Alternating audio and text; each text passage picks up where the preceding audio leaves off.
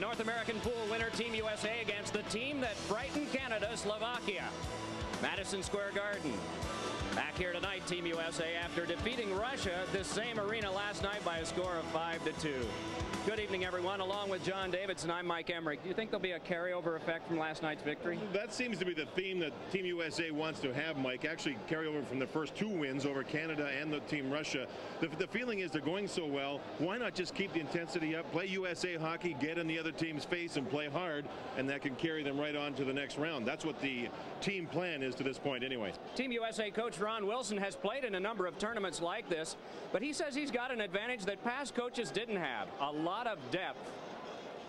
No, well, just tonight is an example. We come to a game that maybe doesn't mean as much in the standings, but we can flip 4 different people in and another goaltender. In the past, we'd be struggling just to put 3 solid lines on the ice, and I think as a country, and we now have the depth of putting together almost 2 teams to compete in a tournament like this, so it really makes a coach's job that much easier. Time to take a look at the Bud Ice 6-pack of stars to watch tonight. Watch that leading score again for Team USA, Brett Hull. The biggest defenseman on the ice tonight, Kevin Hatcher, 6'4", 220. And the goalie will be Anaheim Mighty Ducks netminder Guy Hebert. For Slovakia, some magnificent skills from the NHL. Washington's Peter Bondra, Zygmunt Palffy of the Islanders, and their goalie, the guy who played so brilliantly against Canada, Roman Mega. The key is with Bondra is he does have maybe the best speed of any player on the ice tonight, and that's for both clubs. He plays with the Washington Capitals, had 52 goals last year in only 67 games. Sunday night against Team Canada, he scored a marvelous goal. This is how he scores a lot of his goals. Great hands to knock the puck down, got around both defensemen and a forward, shot the puck past Curtis Joseph, just a typical Bondra goal. His line, by the way, was Stumpel, who plays with the Bruins in Boston, and Ziggy Palffy of the New York Islanders. They combined last year for 113 NHL goals. So they do have, without a doubt, one real significant NHL line to be watched tonight. What are the styles we should look for? USA once again play USA hockey. For the Slovakians, they're going to sit back. They know they can't compete at the run and gun pace. They don't have that depth. Sit back, play defense, and counter with their offense. So one team is building a wall at its end of the ice, and the other is hopping on the bulldozer and trying to crash through it. We'll be back for the start. Slovakia, Team USA from MSG after this. Is being brought to you by Bud Ice and Bud Ice Light. Bud Ice, beware the penguins. By Bauer, the original hockey company. Bauer, leave an impression. By the new Dodge, we're thinking ahead. And by the intense, slammin', wicked, headbanging taste of dew. Team USA against Team Slovakia. In the dead center of the cylinder that is Madison Square Garden, here's Jim Fox. Thanks very much, Mike.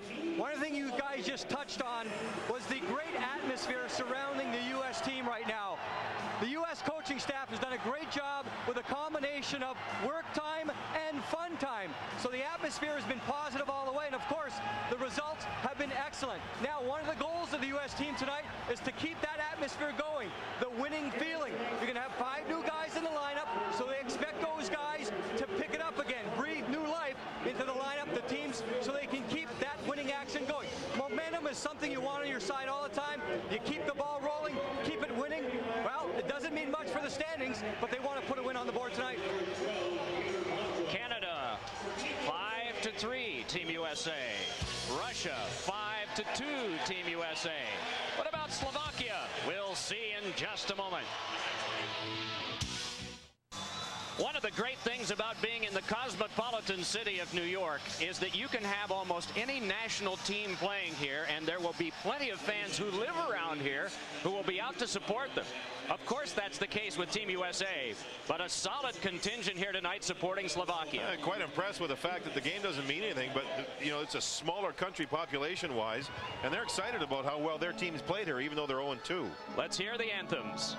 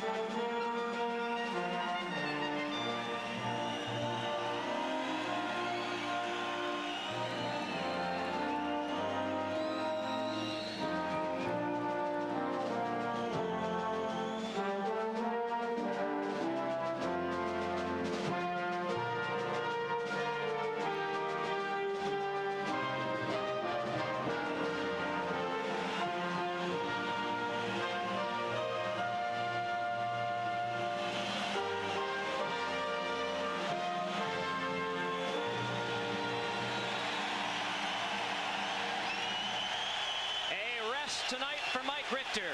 He's the backup to Guy Hebert, tonight's goalie, born 30 years ago in Troy, New York, from the Anaheim Mighty Ducks. And Roman Mega starts his second ever International Hockey League game. Talking about international hockey, outstanding in the 3-2 loss to Canada 2 nights ago.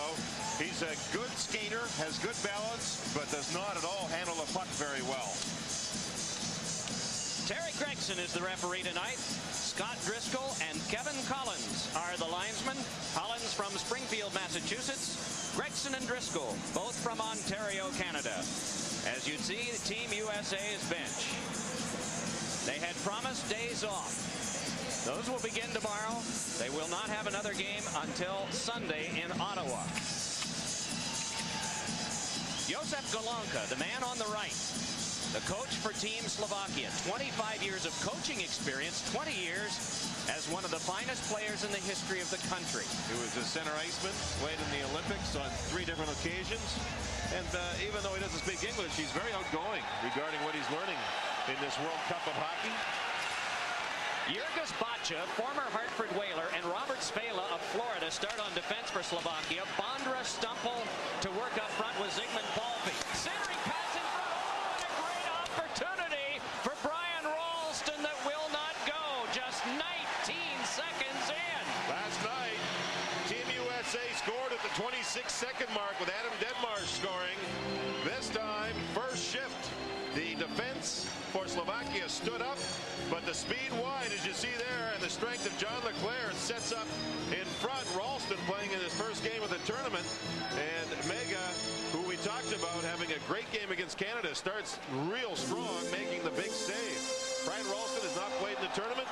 Man, what a quick shot. Great leg save by Mega, who recovered to find the puck on the second shot. Puck back to the point, and a shot by Matthew Schneider was blocked down. Schneider again with a shot, and Mega got a piece of that one. In the exhibitions, Mega defeated Germany by a score of 4-2. He is on the team only because of an injury to Edward Hartman, who missed all of last year, having 2 knee operations. He was regarded as one of the best in all of Slovakia. But here comes a pass ahead, and it's Kolnick moving in. His pass across had to be chopped behind by Zdeno Seeger. Fed in front, and Seeger fanned on a shooting attempt. Good counter there. Matthew Schneider stood up in the neutral zone. The puck went by him. And right away, the first odd man rush for Slovakia. They don't get the shot on goal, but they did have the chance. Both teams playing 3 games in this preliminary round. Round 1. Slovakia has lost its 2. Team USA has clinched the pool by winning its 2. Slovakia lost to Russia 7-4, and to Canada on Steve Yzerman's late goal 3-2.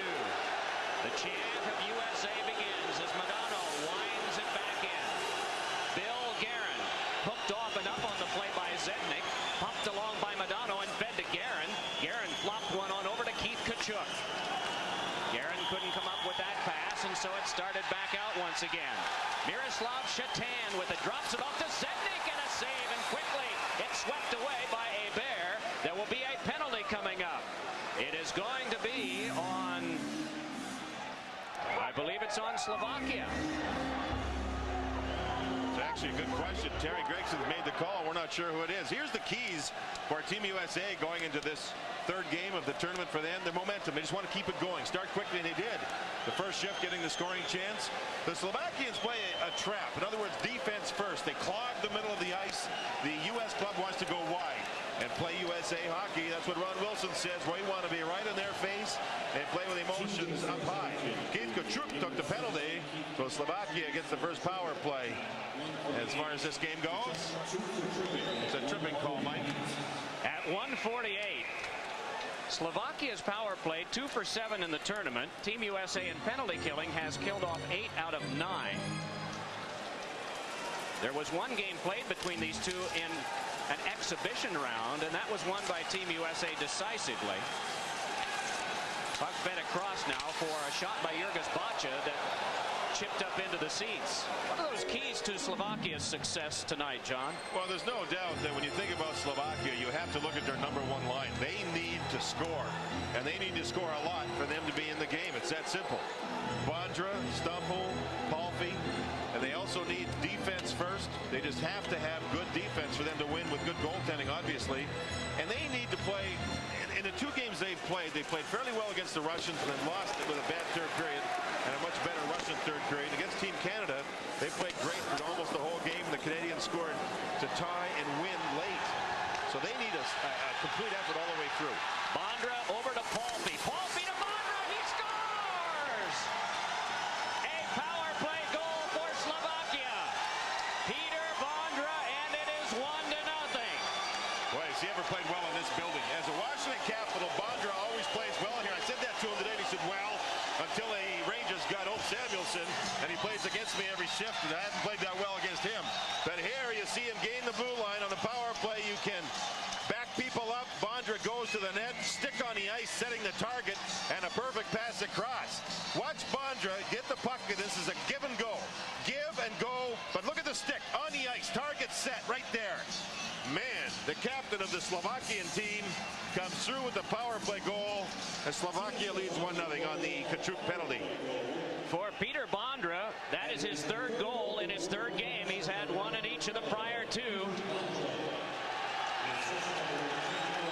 He had 5 goals in a game against Tampa Bay in the NHL, 4 of those in 4 minutes and 12 seconds, and he was so overwhelmed by scoring the 4th of the 4 that he threw himself into the glass. You know, he had 52 goals in 67 games last year. Contract dispute to start the season. He missed a bunch of games. He's one of the best pure scorers in the league right now. The NHL, that is.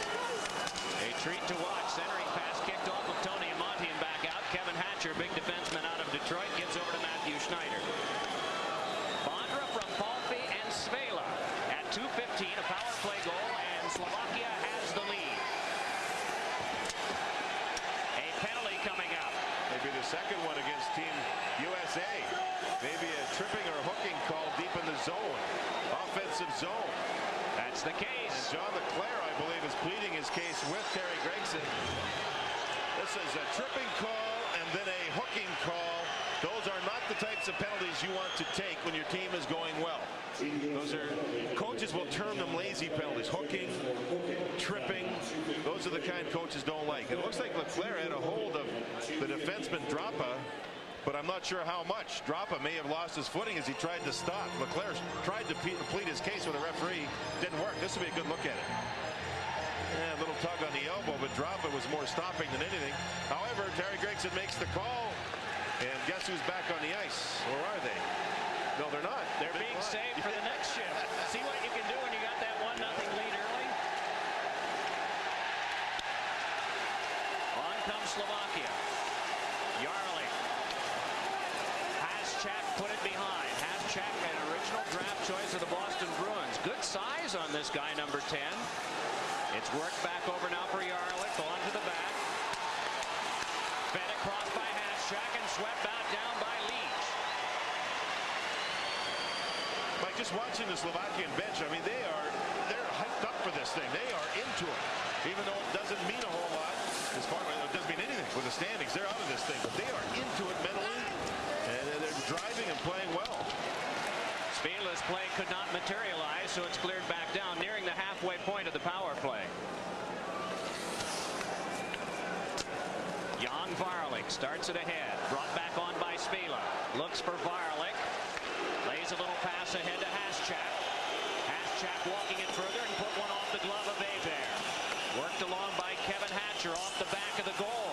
Fed back to the slot, and Varlik couldn't keep it. Forwards will probably be changing for Slovakia here in a moment. Good punishing hit on Varlik from behind by Scott Young. Played all the way through, wide of Hebert. Jammed around behind by Miroslav Shatan. Put back by Seeger. Around now where Brian Leach lets it go. Kept alive by Svela, but into a tangle. Still the battle continues. 20 seconds to go. Power play. 1-0 Slovakia ahead in the game. Bondra's line scored the power play goal.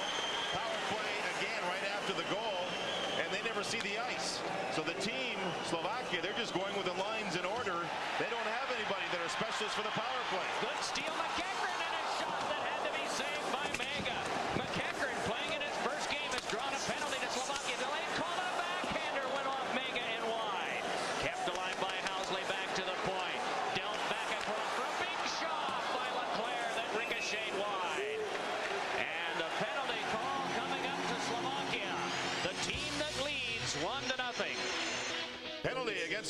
Slovakians, number 2 in front, Bacha. You see him working with Joel Otto, staying with him, tying him up. And Terry Gregson's been busy early, hands out the penalty for interference. Mike, the pace of this game is quicker than what we saw early last night with the Russians and Team USA. I think the Slovakians showing a lot more pace than I thought they would. Team USA on its power play. Boy, I agree with you. This is not what we forecast, and perhaps not what Team USA had expected. Housley handing it over to big Kevin Hatcher. Gives it across for Hall, but that one tipped back out to neutralize. Penalty to Vondra. You would understand why he laced a shot wide long after the whistle, and that's what caused the pursuit by Kevin Hatcher, and a little misunderstanding across the way. It is a lively night for Slovakia. Let's hear more from Jim Fox. This morning, there was a fun atmosphere. Everyone was smiling. JD, you mentioned the bench of the Slovakians, just like a youth hockey team. These guys are standing up. Usually you only see that in overtime or near the end of a game. Hey, right in the first period, these guys are on their feet and calling and yelling right from the bench. Jimmy, they had music going in their locker room prior to the game. They were very upbeat. Watch Vondra here. Tricky play. One hand pulls Hall right off balance. Tries to sneak by him. It was such open ice that Terry Gregson couldn't help but make a call. Vondra did not hear the whistle as the fans here right into this game. Very noisy. The shot went wide. Vondra got some attention, but there's no doubt that was a penalty, pulling Hull off balance. So 5-on-3, and it could be a long one. 1:39 left on the penalty to Bacha, and the 2 minutes to Peter Vondra. Barlick will be one of the 3 to kill it off for coach Josef Galanka's squad. Puck to the point for Housley. The opposite side, it's held by Chelios and then worked in deeper. Big shot from the slot was wide by Hull. Now Housley with Hull drifting in front. On across now to Chelios. Steers to Housley. Finessed into Hull. Hull turned away from Megas for a snap. And the game is tied. And the power play will continue. Team USA could put any number of players out there and have a lethal power play. 5-on-3 when you have Brett Hull out there, watch out. Housley was on the puck at the blue line. He gives it to Hull. Now watch Tkachuk set the target right there, 17. Now he'll stop. He'll get a stick loose, and then sets the target again. Bang. Top corner went off the shoulder of Mega, the goaltender. We're tied up at 1. If there's a rebound, Doug waits on the near side. There is no rebound because the shot by Tkachuk scored over 50 last year. Makes it 1-1. The play is under review. The only reason I could imagine is that the referee perhaps thought that Waite was in the crease. That is something that the officials can call on themselves. It is not instituted from up top in the replay booth, but by the officials only. Tkachuk, by the way, had 50 goals last year playing for Winnipeg. One of 2 players who scored at least 50 goals for Team USA in the NHL last year, the other being John LeClaire. The goals allowed. You can see on the left side, Wade is well outside. I think they won. They don't know went in for sure, Mike. It definitely went in. They went darted right back out off the webbing into the goaltender. So they made sure it went over the goal line, used replay quickly, and everybody now is satisfied.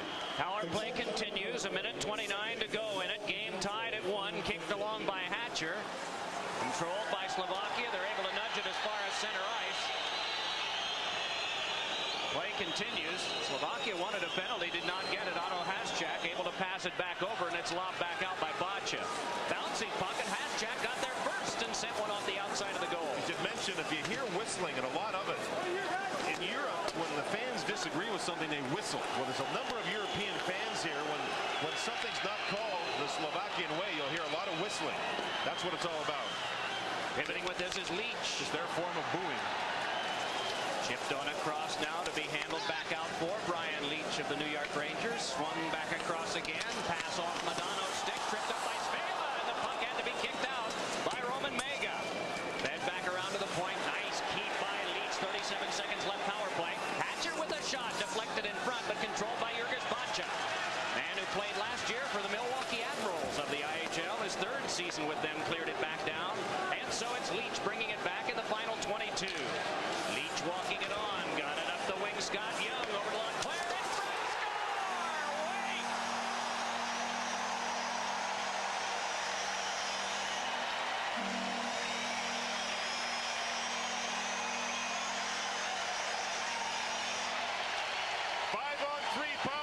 for Team USA. They got two. They got one by Kachuk on a fly pass from Brett Hull, and then Doug Waite scores on a beautiful attacking power play goal. One pass with speed, backs everybody in. Look at that bullseye pass. Man. Right through the legs of the defender on the tape of the stick. This is Leclerc on the puck, right through the legs, right into Doug Waite. And all he had to do was nudge it into the open side. Watch John Leclerc.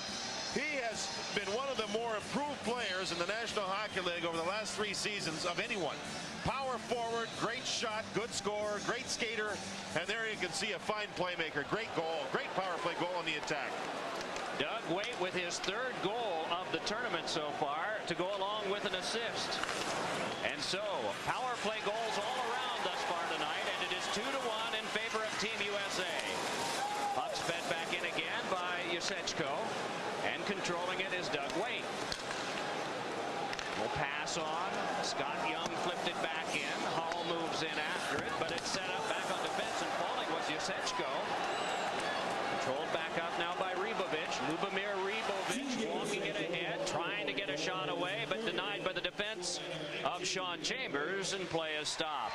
We'll return to Madison Square Garden in New York in just a moment. Away from the boards. Here's what happens when you don't. The defenseman had a hard time getting it. Yasechko went down hard, lost control of the puck. When the goalie leaves the net to stop the puck, move it out 6 or 7 inches from the boards. It makes it very easy for the defenseman then to handle the puck. As we mentioned at the top, Mega is not known as a goaltender who handles the puck very well. If you're to ask the Slovakians what they think the weakness is, and this is not to point up Mega, but overall in the program where they really need the strength, it is in goal. Goaltending, yes. They want to find a tournament goaltender who get real hot, carry them through a tournament, and win games with fabulous goaltending. The last one they had was a guy by the name of Zorilla. And he was good. Nice ragging by Paulby to the slot. A shot by Bondry didn't get much on. Boy, some of the great teams that then Czechoslovakia had, Zorilla was the guy that made the big difference. Czechoslovakia had the bronze medal team in '92. A delayed penalty call on against Team USA, and a shot off the glove of Hebert was wide from Bondra's stick, and now the penalty calling touch. Bondra's upset. He knew he had a glorious scoring chance, and Hebert made a good save.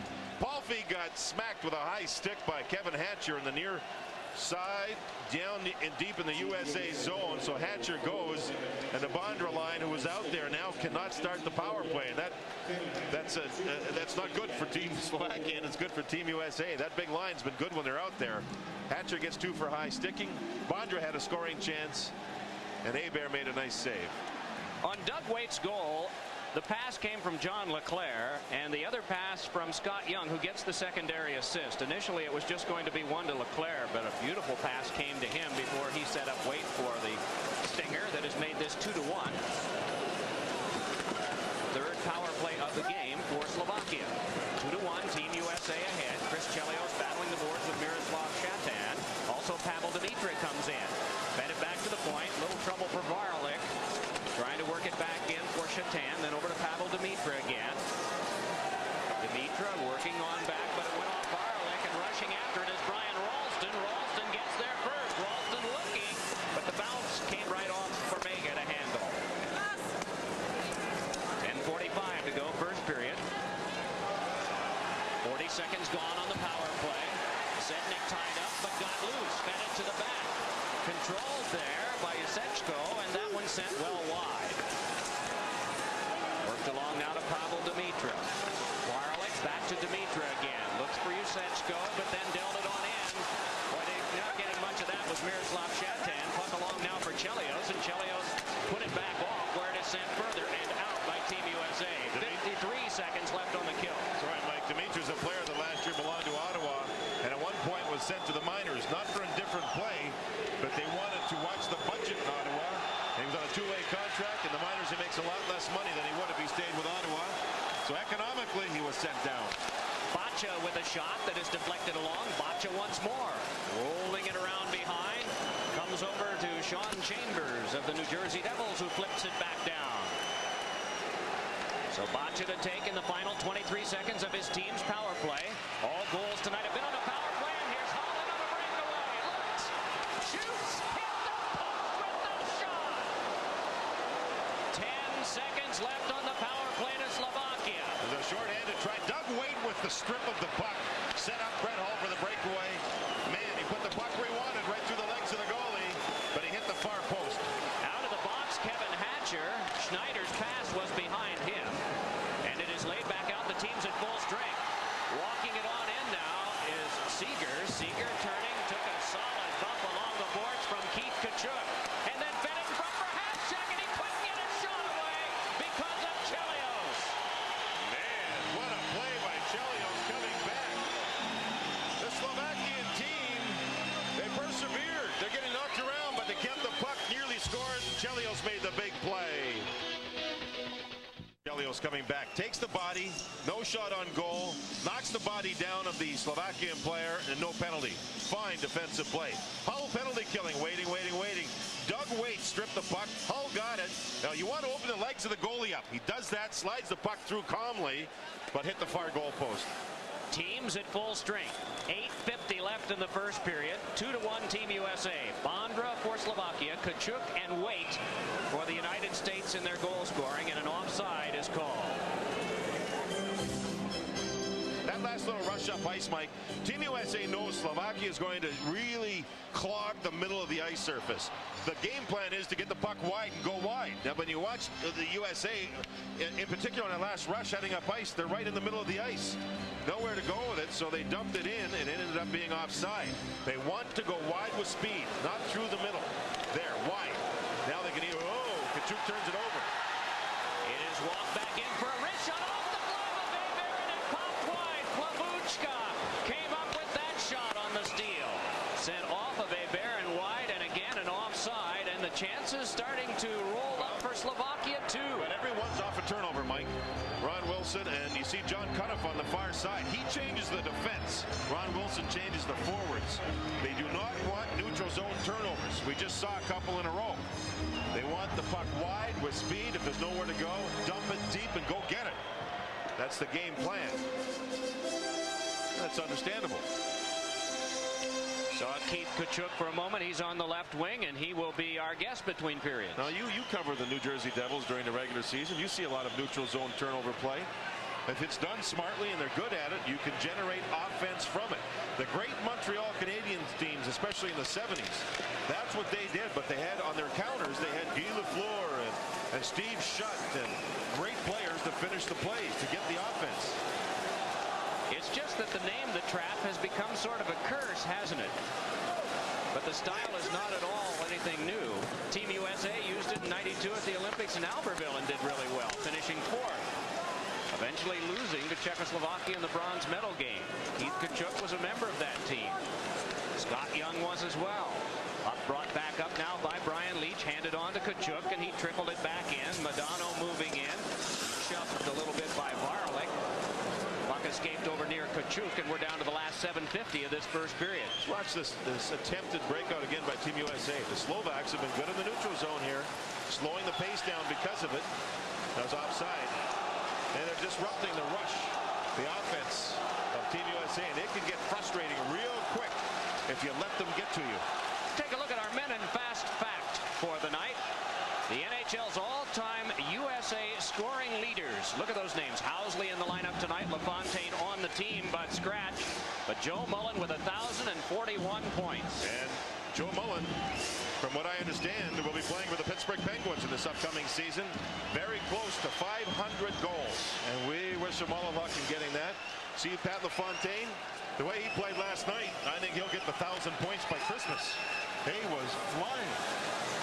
Puck bent back to the point. Bacha shot and it went wide. Forced around behind for Zednik, but swept away. Joe Mullen, who grew up in Hell's Kitchen, not very far from here. Puck laid ahead for Leclerc, and Mega will just hang on. Took a little swat from Leclerc. Svela there to ask him why. Well, I would say hello to John Leclerc too if I was Svela, even though he has to look up at John Leclerc. You know, the goaltending rule is that you cannot leave the goal crease and cause a stoppage by jumping on top of the puck. A part of your body or equipment is supposed to be in the goal crease when you freeze the puck up. International goaltenders, European goaltenders, all the time now have left goal creases to jump on the puck. and it's something they do over there. You're not supposed to with NHL rules. How about that breathe thing across the nose of the goalie there? He's wearing it. What do you call it? Breathe right or something? You often see forwards and maybe an occasional defenseman wear that, but not often goalies. I wonder if that'd help my golf game, Mike. Do you run that much on the course? Looking in the woods. Ahead now, Zednik. Zednik could not get a good shot away.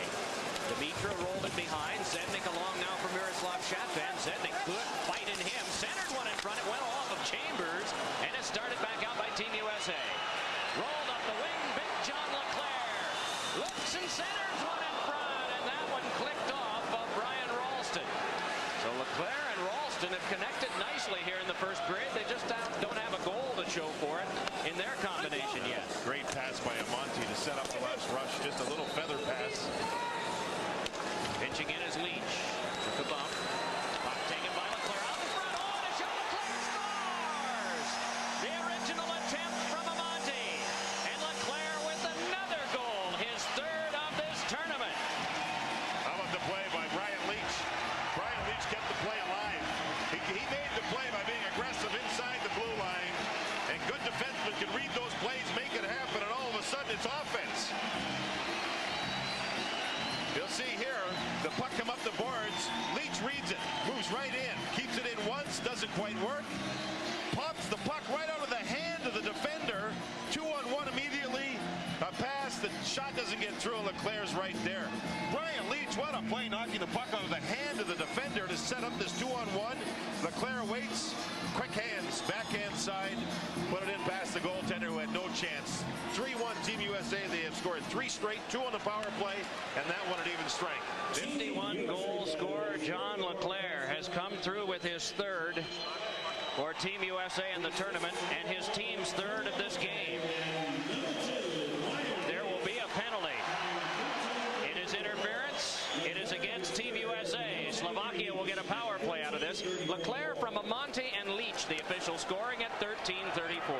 Doug Waite will go, and Slovakia, with their 1 goal in the power play, get a chance to get their second with 6:09 to go in the first period. Just another look at the goal. Watch Brian Leach, not only the first time keep the play alive by pinching right there. Watch what he does with his stick right now. Goes around Svela, knocks it out of his hand right there. Wow, what a play! And therefore, he's able to set up a 2-on-1 with Amonte and Leclerc. The first shot doesn't get through. The goaltender had to chase the first shot. Leclerc got to the rebound. What a play by Leach. Marvelous. You know, some guys aren't even going to think to do that, let alone be able to accomplish it, knock the puck out. Well, a lot of players probably would think about it, but they wouldn't be able to execute it. That was a bullseye. Haschak with a pass that is knifed out of the air. Joel Otto trying to follow up. Team USA ahead in the game 3-1. Otto working hard. Sean McEachern nearby there too, and it's sent on behind for Robert Svela. Svela from the Florida Panthers hands it back up now for the carry by Zdeno Seeger. Up the wing, the drop pass is nice over to Haschak. Pursued by Scott Young. Oh, nearly a steal for McEachern. Moving in and ripping one high and wide. That time from the defensive position was Lubomir Wisnowski. Worked on back now. They've got Svela at one point. It's fed across, but tipped away, so it couldn't be handled by Lubomir Polnik. Leach tries to fly it back, but instead it peeled off by Svela. Again, that was Leach reading the play. Great defensemen are able to anticipate the forward plays. Leach anticipated to keep the puck in on the goal. There he anticipated the cross-ice pass. He intercepted it. When he's sharp, you see him anticipate well. Tipped in deep off the glass behind Guillet-Bear. The shots are 9-6 Team USA. Puck flown back in deep by Varlik. Battle continues on the wall. Emerging with it is Tony Amonte. Just nudges a little pass on. Trying to finesse by was Adam Deadmarsh. Brought back up the wing though. Worked on by Joseph Stumple. Stumple taken to the boards. Puck back to the point. Varlik just holding it there. Looking for a play. Deals it back across and gets it once again from Palffy. They try the other side this time, and the combination for Bondra at the side of the net fails. Sigmund Palffy sees his pass intercepted and cleared by Schneider. Ziggy Palffy having all kinds of contract problems with the Islanders. Had a proposal on the table from the Islanders, was not accepted, proposal taken off. And right now we understand understand it's a stalemate to this point. And I hope they get that satisfied, because on both parties, on behalf of both parties, he's a terrific talent. Tremendously exciting player, and the Islanders certainly need that now. Here's Hall bringing it back up ice. Brett Hall moves in and wrists one that went off big and wide. Centered out in front, and it just skipped away from Housley. They've got an odd man rush. Back up the wing, it's sent for Peter Bondra. The drop pass, and Chatan has trouble. Then throws it on back. Bacha with it. Flipped one that went off of Scott Young. Bacha muscling with Young, and he trickled one behind. Still they try. Slovakia trailing 3-1 in this period, but putting on quite a game performance thus far. Svela wanting to work it ahead, cannot do it. Doug Waite walks it in for Team USA. Dropped it back, and Hall couldn't connect. It's Svela instead. Head manning it right back out. Pavel Dimitro worked it on. Slovakia trying to Bill Guerin with a whale of a hit across the way on Zednik. Meanwhile, Team USA comes up with it and starts it ahead. Wheeling in Chelios drive, and a save made by Mega. And all the way back down at center. I gotta love it. Little run and gun here. Icing is canceled because of that. I don't know if coaches like it, but we sure did. Yeah, that's hard. Mega just 5'9". He's got to be quick, and he has been. John Davidson was about 6'4". He was quick. He was quick enough to earn a living for 10 years doing this. The world's largest 5-hole. Matthew Schneider with a pass on the wing now to Kachuk, who brings it in. Finesse by one. Kachuk spin in front, and the combination failed, or it would have been marvelous, and we'd have probably been standing to applaud. So worked back on. He was hoping for Madano right at the side of the net. Puck chipped along for Mike Madano now. Flips one in front, and that ricocheted off of Bacha. Mike, the clock has gone down here in Madison Square Garden. We don't know how much time's left in the period. It doesn't matter. There's no stoppages here. These guys are just going. In the penalty box area, the off-ice officials will have stopwatches. They'll know exactly how much time is left. Do we have a power surge or something? Or maybe it was just the fire wagon hockey. Rebovic trying to get by, and denied by Sean Chambers. And ahead is a 2-on-1. Ralston with Leclerc. Ralston defended well by Ivan Droppa at just the right moment. Now they're coming back the other way. Wiping out on the play was Plavucha, and it is Reed. Well, it's somebody. It's Sean Chambers behind, and trickled back down. Boy, this is fun the way it goes back and forth. We don't know how much time's left in the first period, and frankly, we don't care. Kachuk, Waite, and Leclerc, the goals for Team USA. Slovakia has a goal from Peter Bondra. We understand there's less than a minute to go in the period. Back to the point. Leach's shot. Pad stop. Rebound is chipped on back. It is Chelios rolling it around behind. Thrown further by Bacha. Nice hit to the corner by Droppa. And play is finally stopped. We'll be right back.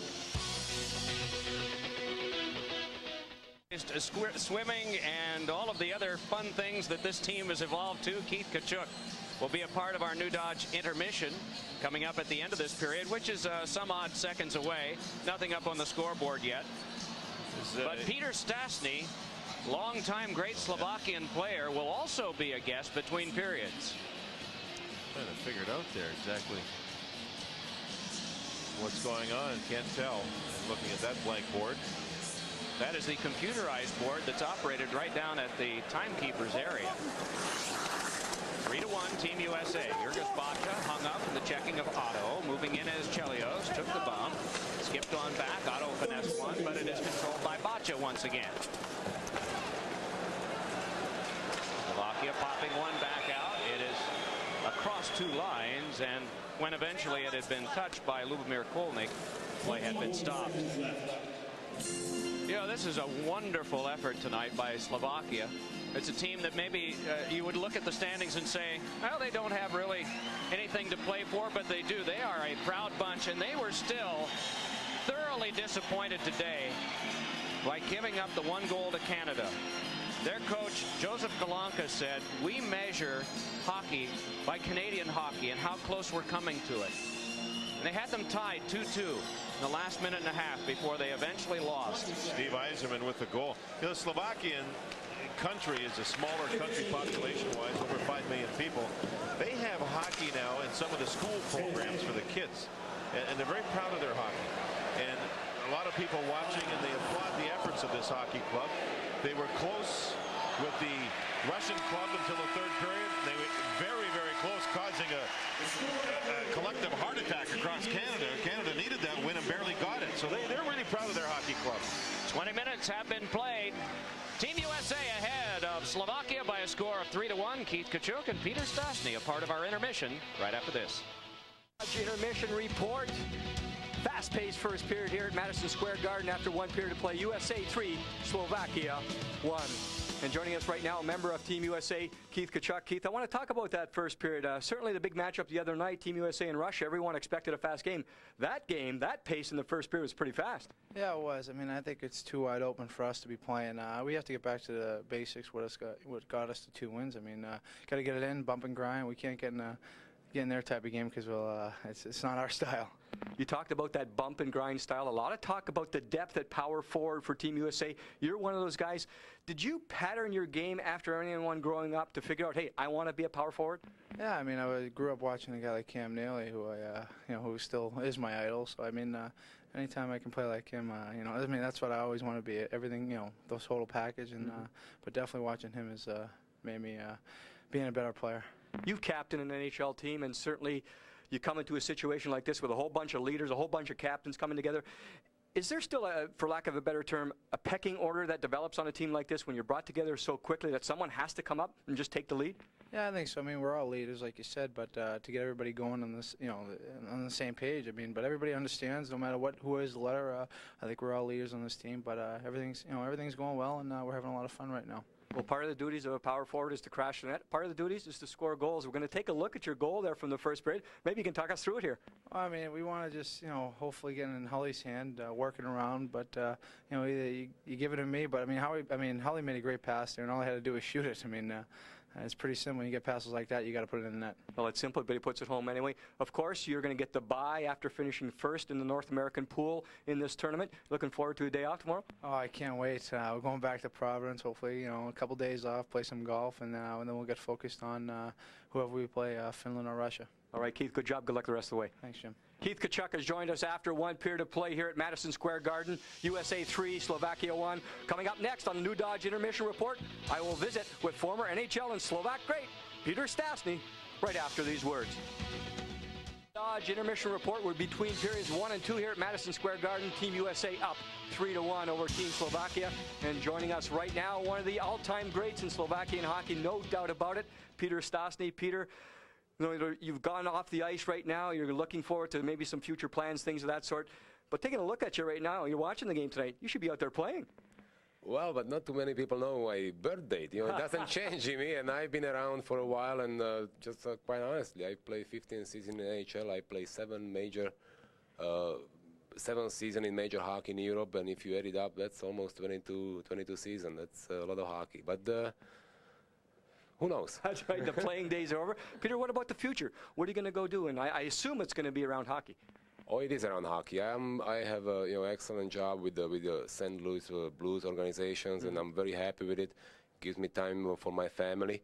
I'm being used on every aspect with the organization and with the future and with the management. And my specific job is European scouting, looking for young kids now. And this is the way to stay close to the hockey, and hopefully in near future when my kids grow up little and they won't need me as much around, and I can take something seriously again as way I used to approach my hockey game. Peter, you were one of the first European players to come out and come over to the NHL and really develop a style and work hard and be very successful. But the success of this team, maybe surprising success of the Slovakian team in this World Cup, it has to feel good to you. Feels great. It's surprising to everybody. It's not surprising to me. It's just because the Slovakia never had as much exposure as they probably deserve, and they were minority national team of Czechoslovakia, former team of Czechoslovakia, and we don't have enough player with exposure, enough player with experience. But we are the country that produced Ten Mikitas, that produced Stastny brothers, Ihnacak, Bondras, and the players, they can really star. They can be as good as almost anybody in the world. And we are a small country. We don't have such a large and big base of hockey players, but we produce quality, and our hockey is different than anybody's else. I really believe, and I'm really proud of our hockey heritage and my hockey heritage. There is a lot of creativity, a lot of unpredictability, which makes it different, and it's very hard to defend. And that's why if you look at the Slovakian hockey style, like opposition defense, they go crazy. They think, what's going on? We're making some mistake. They don't know why, because it's very hard to defend. But we have to improve the other part. Hockey is played, and these days you have to play two ways, and that's where Slovakia has to do a little extra work. I hate to go the other way right now. You talk so positively about Slovakia, but if they're going to make that next step, other than the experience factor, what do they have to do to get back near the top in hockey around the world? I think we're getting there. I was hoping, I was supposed to coach the team. I was hoping to help them, and because I know the weaknesses, I know the strengths. I was really positive and excited about Canada Cup. It's a great exposure, possibility to get great experience, new experiences for young guys, and we're developing more and more players. We got Demitras there. I'm very surprised with a player like Zednik, young kid, who I keep hearing from his junior coaches in Portland, his Washington Capitals organizations. Played extremely well whole season last season. You can see him throughout whole World Cup games, playing extremely well. And these people will keep developing, and we have a future definitely. And with more exposure, more games like Canada Cup, World Cup games, and the World Championship, we're going to be right there with the top. Well, Peter, always nice to see you. Always nice to talk to you. Thanks very much for stopping by. Thank you, Jim. It's my pleasure. Peter Stastny has joined us after one period of play at Madison Square Garden. Team USA up by a couple of goals. And coming up next on the New Dodge Intermission Report, Mike and JD. They'll take us through the highlights right after these words. Report continues with highlights. Here's JD. Good start for the Slovakian Hockey Club on the power play. Bondra gives the puck away to his teammate, goes to the net, and in behind Chelios, he got Bondra scored on the nice pass. 1-0, and then with a 5-on-3, Team USA, look at Hull keep the puck away from the goalie. Circle, Kachuk sets the target, and he does a whip to high shot over Mega's shoulder, and we were tied at 1. Again, another power play goal. Now it's 5-on-4. It's a rush for Team USA. Brilliant pass by Leclerc to Doug Waite. And he makes a nice little play, putting the puck in behind the goaltender. 2-1 in favor of Team USA. Brian Leach makes a great play here. Knocks the puck loose from Svela to defender. Now it's a 2-on-1. A couple of attempts, and finally Leclerc on the backhand. The only even strength goal of that period put Team USA up 3-1. Take a look at the stats brought to you by Mountain Dew. Scoring chances again. What's interesting in this tournament, 5 scoring chances for Team USA, 3 goals. They have really taken advantage of their scoring chances in this tournament. Score of the game is 3-1. Team USA over Slovakia. We will be back to start of period 2 right after this. Report continues downstairs with Jim Fox and Team USA assistant coach Paul Holmgren. Thanks very much, Mike. Paul, I just talked with Keith Kachuk. He mentioned the style in the first period. Very fast first period, but maybe a little too wide open for your team. Is that what you saw? Well, we certainly want to focus on the things that got us to where we are in the standings. We want to play good, solid defense. We want to make sure our third man is high in the offensive zone and try not to give up too many outnumbered situations. If we keep the puck deep on this team, we feel we're going to get our offensive chances. Well, is it nice, on the other hand, to see your team really skate well and play at a fast pace and come out with a lead after one period? Yeah, it is. It's real nice. But we feel when we get further into the competition, further into the tournament, we're going to really have to play it tight. So we don't want any bad habits out of this game. Thanks, Coach. It was interesting to hear from Keith Kachuk and also from Peter Stastny between periods. This morning, Joseph Galanka said Peter wanted to coach, but only the World Cup. And he said Slovakia wanted some continuity. And I think he was a little disappointed that Stastny had said in the newspapers that he, Galanka, was inexperienced. He said, I've coached 25 years, and mentioned politely that Peter Stastny has not coached. Well, what the Slovaks wanted was for Peter Stastny, from what I understand, to coach both the World Championships, which were held in the spring, and the World Cup. And Peter only wanted to do the World Cup, from what I understand. Peter lives in St. Louis, by the way. So it just didn't work out. The coach now of the Slovakian team, he said he's going to learn and bring back all kinds of things from this tournament. One will be about intensity and desire that the North American players play with, and a lot about training and nutrition and how to bring coaches in that could help with that specific end of things for athletes to become better hockey players. No carryover penalties or power plays here at the outset of the second period. Chelios flung one wide. Amonte flipped one to the front, but it's taken by Bondra. Checked off, but he got a pass ahead to Zygmunt Palffy. Palffy threw ahead to a man taken down, and there's going to be a penalty coming up as Shatan was pulled down, and there will be a Slovakia power play at the outset of the period. Good breakout right through the middle. Real good breakout pass, and as Shatan was receiving the pass, Brian Leach had a hold of him, and the captain of Team USA gets 2 minutes. There's the pass, and you can see Leach has already pulled Shatan off balance. He struggled to get back up, and Leach is in the box. Team USA has a bye through to Sunday, and they will meet the winner of Russia and Finland. That will be on Friday in Ottawa. Canada, Germany Thursday in Montreal, with the winner to take on Sweden on Saturday in Philadelphia. The two winners from Saturday and Sunday will meet in a best-of-3 championship round. All games will be live at 8 o'clock Eastern, 5 Pacific. Leach in the box on a hook at 26 seconds. They've got the gunners out, Slovakia. Bacha will man one of the points. They have Zygmunt Palffy there on the left wing. Joel Otto to kill off along with Hatcher, McEachran, as well as Matthew Schneider. Skip back around for Shatan. Tried to play it ahead further. Svela will man the other point, and he'll have to chase this one down. McEachran back after that. Swung across now for control by Bacha, then along to Robert Svela.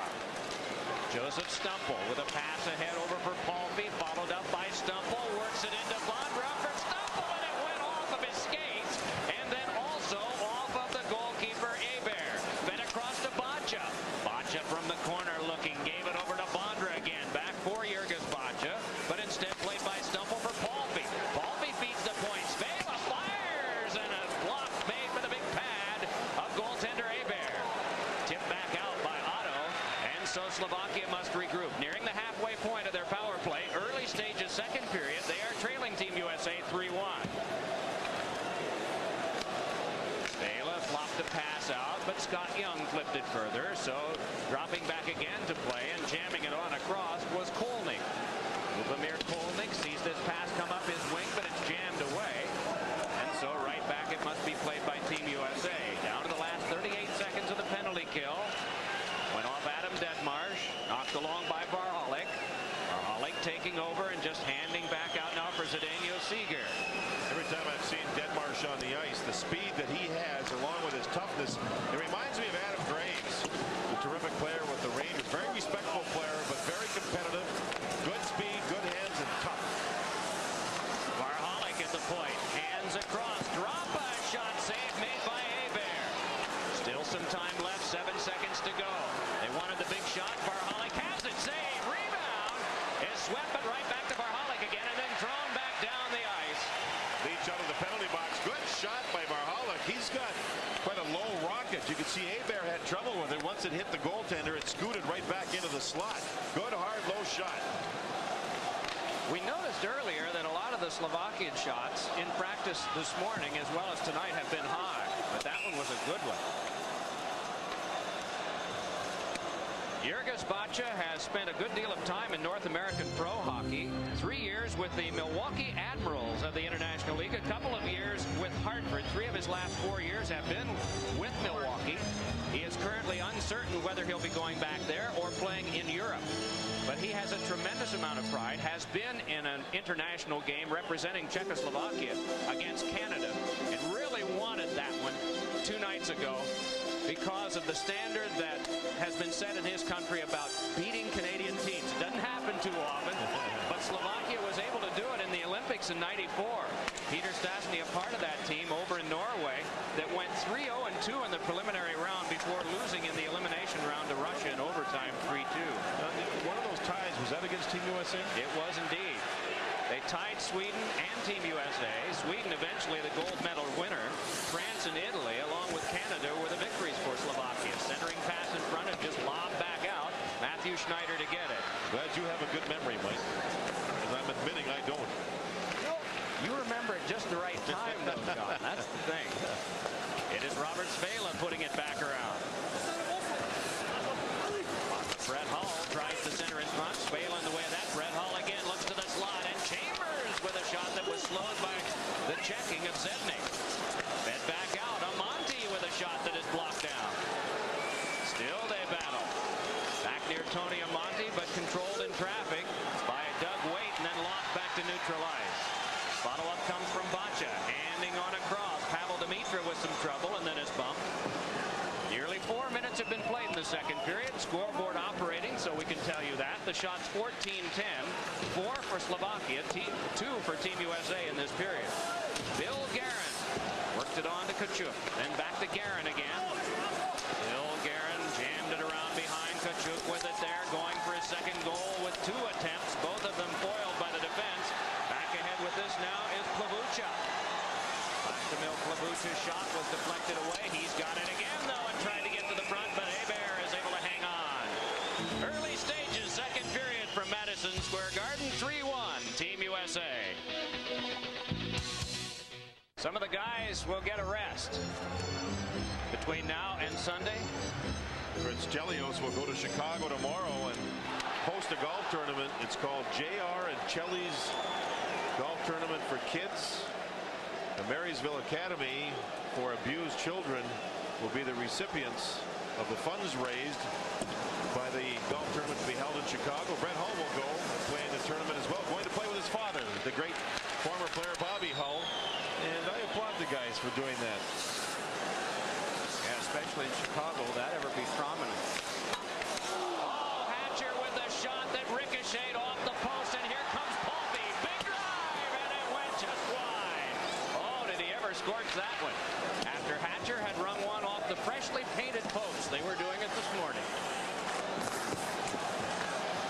The ultimate tribute. Now we shift gears and get back into this one. 3-1, Team USA. Here comes Kachuk. Moving in. Hooked off, got a shot away. The net dislodged. And what do we have? That's how you break these guys. Oh, you're thinking penalty shot. Oh, I was. That would have been a little bit of fun, wouldn't it? I don't think so. I think it'd be a hooking call or holding call. Keith Kachuk stayed wide. And when he stayed wide, he was able to go through the neutral zone into the offensive zone. And you can see where Yasechko pulls him down. And Kachuk, the power forward, driving to the net. There's Yasechko going to the penalty box. Hatcher hit the penalty, or pardon me, the goal post with a good setup right there. Good low shot through everybody. But immediately the Slovaks almost scored upon, make one quick pass right here. And it was a breakaway from Bondra to Palffy, and Palffy shot the puck wide on Guy Hebert. Look at this quick pass. Look at the transition game is what this team wants. Right through the neutral zone. Palffy has the puck. He moves in and blasted it wide. Stanislav Yasechko with a holding minor at 5-12. A new puck in the game because there was red paint on the other one. I'm only guessing. But the power play begin for Team USA. Anything else we should know about? No, that's it. Puck rolled back off. Housley pulls the trigger, but that one blocked down. Oschek was the guy who got in the way of that one. It is Waite feeding it on across. Oh, and way out of his net was Mega. Unable to tuck one home was a Monty shovel shot by Housley, and that went off skates in front. Work back to the point. It's Hatcher. Hands over to Phil Housley out of South St. Paul, Minnesota. Gets back to Hatcher again. Hatcher hands to Doug Waite. Hatcher shoots, and it went wide. Rebound picked up by Housley. Those just bombs away right now. If they just feed the points and let the shots go. They go in deep this time and try for a Monty in front, and that one knocked away and then cleared back down the ice by Zdeno Seeger. Interesting to watch Brett Hull in the offensive zone. He just cruises around, open ice, waiting for something. Hull to Waite. Halfway through the power play. They work it to Chelios. Across to Housley. Gets it back again from Detmar. Or check that from Hull. Works back in deep for Amonte. Hull with the touch tap. Housley with a shot that cracked off the glass. Loose puck in front. Amonte with a shot, and Mega with the save. Keeping this thing close at 3-1. 13:23 to go in the second. Down to the last half minute of the power play as of right now. The shots are 16-11 in the game. 5 for Slovakia in this period, 4 for for Team USA. That one bounced off Mega and the back of the net. Turned along to Peter Bondra, and he clears back down. One of the cautions that goaltenders will talk about who played at Madison Square Garden are the crazy bounces you get off the boards and the glass supports. And we just saw one there. Rising backhander by Madano. And here comes Palffy moving up ice with Haschak. Palffy with a shot and getting a piece of it in there. On back there, Jurgis Bogda, but it's knocked away as he tried to sweep it. A 2-on-1 wheeling in is Leclerc. Diving play made on defense. Tremendous play by Wisnowski. So Sean Chambers back over. We are into the fire siren mode again, aren't we? Play is stopped. The teams are at full strength. It's Team USA ahead 3-1. They call him Ziggy. Zygmunt Palffy of the Islanders pumps the leg to get some strength into the shot. Hebert with a save. Palffy showing a great deal of speed here in this period. Again, all on counterattacks. His team making the plays defensively or Team USA shooting the puck wide. And all of a sudden, this team just rockets out offensively. In the exhibition game in Providence before the tournament started, the Slovaks had 3 breakaways in the first period of that game. Didn't score once, but that tells you about their counterplay, how they like to get the speed going and be creative. Matthew Schneider's thought was stifled. Got another one through on Mega, and he blocked it with a shoulder. Rafa able to flip one back down. Kevin Hatcher back after this. Richard Sednik right after him. Boom to the boards. The smaller man took the big guy. That's the guy Peter Stastny was talking about, Sednik, who played in 2 Portlands this past winter. Just 5'11", 172, and he took a 6'4", 220, and there'll be a penalty coming up. It'll be against Slovakia, and so Team USA will have a power play. Well, this was pretty impressive. I mean, Sednik with a head of steam, like a small locomotive, but a powerful one. Played junior in out Portland, Oregon, and then played some pro in Portland, Maine. This is going to be the hit by Zednik. He tries to set up the bigger Kevin Hatcher and use your leg drive and drive the other player into the glass. It usually creates turnovers, but Hatcher stayed with it pretty well. Took the hit, made the play. Penalty to Varlick. Oh, pardon me, it is not. Well, I apologize. They had Sakaris there, and I think that's just a mistake on our graphic. Varlick is the guy who's in the box on a hook. 27 and not 7. It's an understandable goof. Yes. Power play is 2 for 3. Had 4 shots. Worked along off of Bondra. They try to keep it alive at the point. They'll be able to do that this time. Plenty of time and space for Hall to work it around. Back to the point. Chelios works at the other side. Leach with a shot. Kicked back out by Mega. Cleared, but Chelios keeps. Leach again. Directing some traffic out there is John Leclerc as it's worked back to Chelios. Deep slot. Hands on across for Leach. Worming his way in. Pass is tipped away by Bondra. Nice recovery by Hall to Leach. Then pointed on back to Brett Hull. Still a lot of time on the power play. 40 seconds gone. Controlled by Leach and Chelios again. At the front of the net. A little bit of sparring in front. Some good blocking. Now Bacha comes over to take Amandi to task. Used his stick. Meanwhile, here's Bondra stepping by. Bondra defended wonderfully by Leach. But we have a whistle canceling it all for the work at the other end of the ice. With Bacha and Amandi, they're going at one another. And Bacha with a pretty good cross check to the back of Amandi. And Terry Gregson stepped in and blew the whistle. Now you can see way back in the background, the whistle's been blown. These 2 players don't hear it. Bondra around Brian Leach, and oh, baby, did Brian Leach make a play. Lifting the stick of Bondra, stopping the original shot. The whistle had sounded. If Bondra scores, it wouldn't have counted. Still a great effort by both players. Look at Bondra. We said one of the great skaters in the game. Look at him take off. Great stride. Powerful stride. And there's Leach thinking as a great defenseman should, lifting the blade of the stick at the point of the shot. Penalties cancel. Bacha for cross-checking. High sticking on Amante. So 59 seconds still remaining on the Team USA power play. Gary Suter is not in the lineup tonight, but that doesn't mean he's not here. And it doesn't mean he won't talk with Jim Fox. He's a very cooperative guy. We'll hear from him between periods. We'll have a preview of the game Thursday night between Germany and Canada in Montreal, as well as highlights and lots of other stuff. Gary Suter, one of the members of Team USA who has won a Stanley Cup, did that with Calgary. out of the University of Wisconsin. Most of those Wisconsin guys are pretty good, huh? Yeah. The Badger Bob School of Hockey. Paul Holmgren remembers Badger Bob was the coach of that '81 Canada Cup team. Paul Holmgren was a Minnesota Golden Gopher. Not many of those guys like Badger Bob until they played for him and learned what he was like. He was part of the enemy. Little Herbie Brooks there. Huh? Puck played back across now for a little kick by Madonna. It's walked ahead further. Kachuk trying to get in. They keep play alive. Still 27 left on the power play. Madonna onto the back to Housley. Hatcher the big drive, and it ricocheted off the skates of Svela. Palffy just connects deliberately back out to Chatan, then back over to Palffy again. Palffy maneuvering, and a shot had to be forced away by Hebert. Palffy's had offense, hasn't he? That's at least 3 scoring chances he's had here in the second period. A 3-on-2. John LeClair drops. Kachuk around and scores!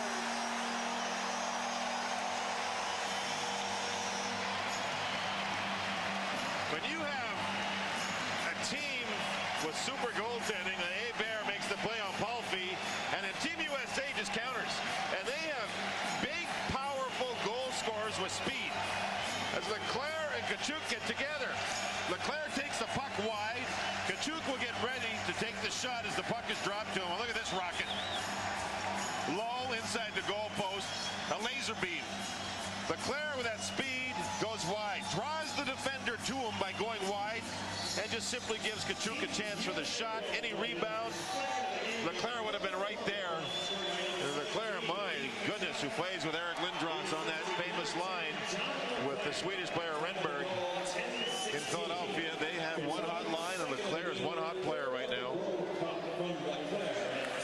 Leclerc getting the primary and only assist. Kachuk is second of the game, third of the tournament. Ryan Ralston, and then Scott Young fed one in front, and that right on goal. Richard Zetnik working ahead, wanting to go by the defensive Leach, able to take the bump and get by. Zetnik around behind, tried to center. That one flopped back along, brought out by Scott Young. What if that'll be the one goal, Mike, that'll finally slow that down? They were trailing 3-1, but game above their game. Now 4-1. I don't know. They're still working here, though, as we watch. Back to the point, and a shot that went wide from Sean Chambers. Fed to the slot. Big drive by Ralston, and a save made by Mega. 21 shots to 13. Team USA ahead in that department, and leading in the game 4-1. Kachuk with 2. Wade and Leclerc 1 each. Bondra with the lone goal for Slovakia, and it was the first goal of the game. It came on a power play. Nearing 8.5 minutes to play in the second period. Team USA will have a rest until Sunday. They'll meet the winner of a game between Finland and Russia on Friday up in Ottawa. Sweden rests until Saturday. They meet the winner of Thursday's German and Canadian game. Big shot went just wide by Svela, and is chipped back out, but off a skate by McEachran. You know, the bumping has been pretty consistent throughout. Here's Joel Otto moving in, but this is an offside play. Play stopped here at Madison Square Garden with 8:04 to go in the third. Team USA taking a breather. We will too. Again, we look at the great Slovak and a tremendous NHLer when he played. Peter Stastny, European NHL scoring all time. Jari Kurri still plays. He will be playing with the Anaheim Mighty Ducks. Then you see Peter, the only 2 over 1,000. Steen has retired. Some great players. When you heard the interview with Jim Fox and Peter Stastny, you could still hear the passion in his voice, couldn't you, for Slovakian hockey? I remember Mike doing a game in Quebec City when he was playing there, and I called him a Czech. Well, I got letters, and I got a lot of respectful letters, people saying, he's not a Czech, he's a Slovak. He's not a Czechoslovakian, he's a Slovak. Slovak, remember that. And they were right. That's what he is. He's got a great deal of passion for it. Here's Leibovitz trying to work his way in and sent one out in front that is collared. I got some of the same letters for the same infraction at about the same time.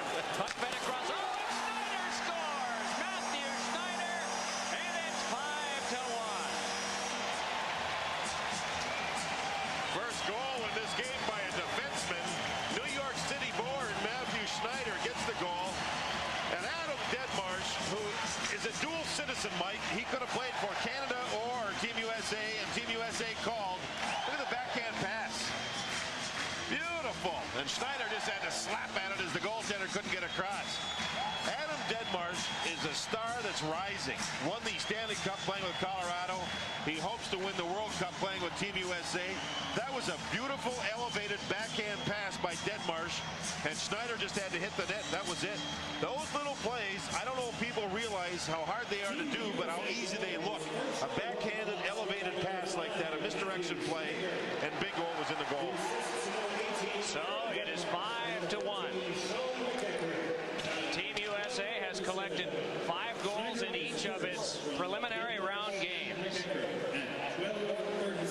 They have played the rugged style of Canada, the skating style of Russia, and a combination tonight. Rising shot by Amonte is stopped by Mega. Rebound picked up by Svela.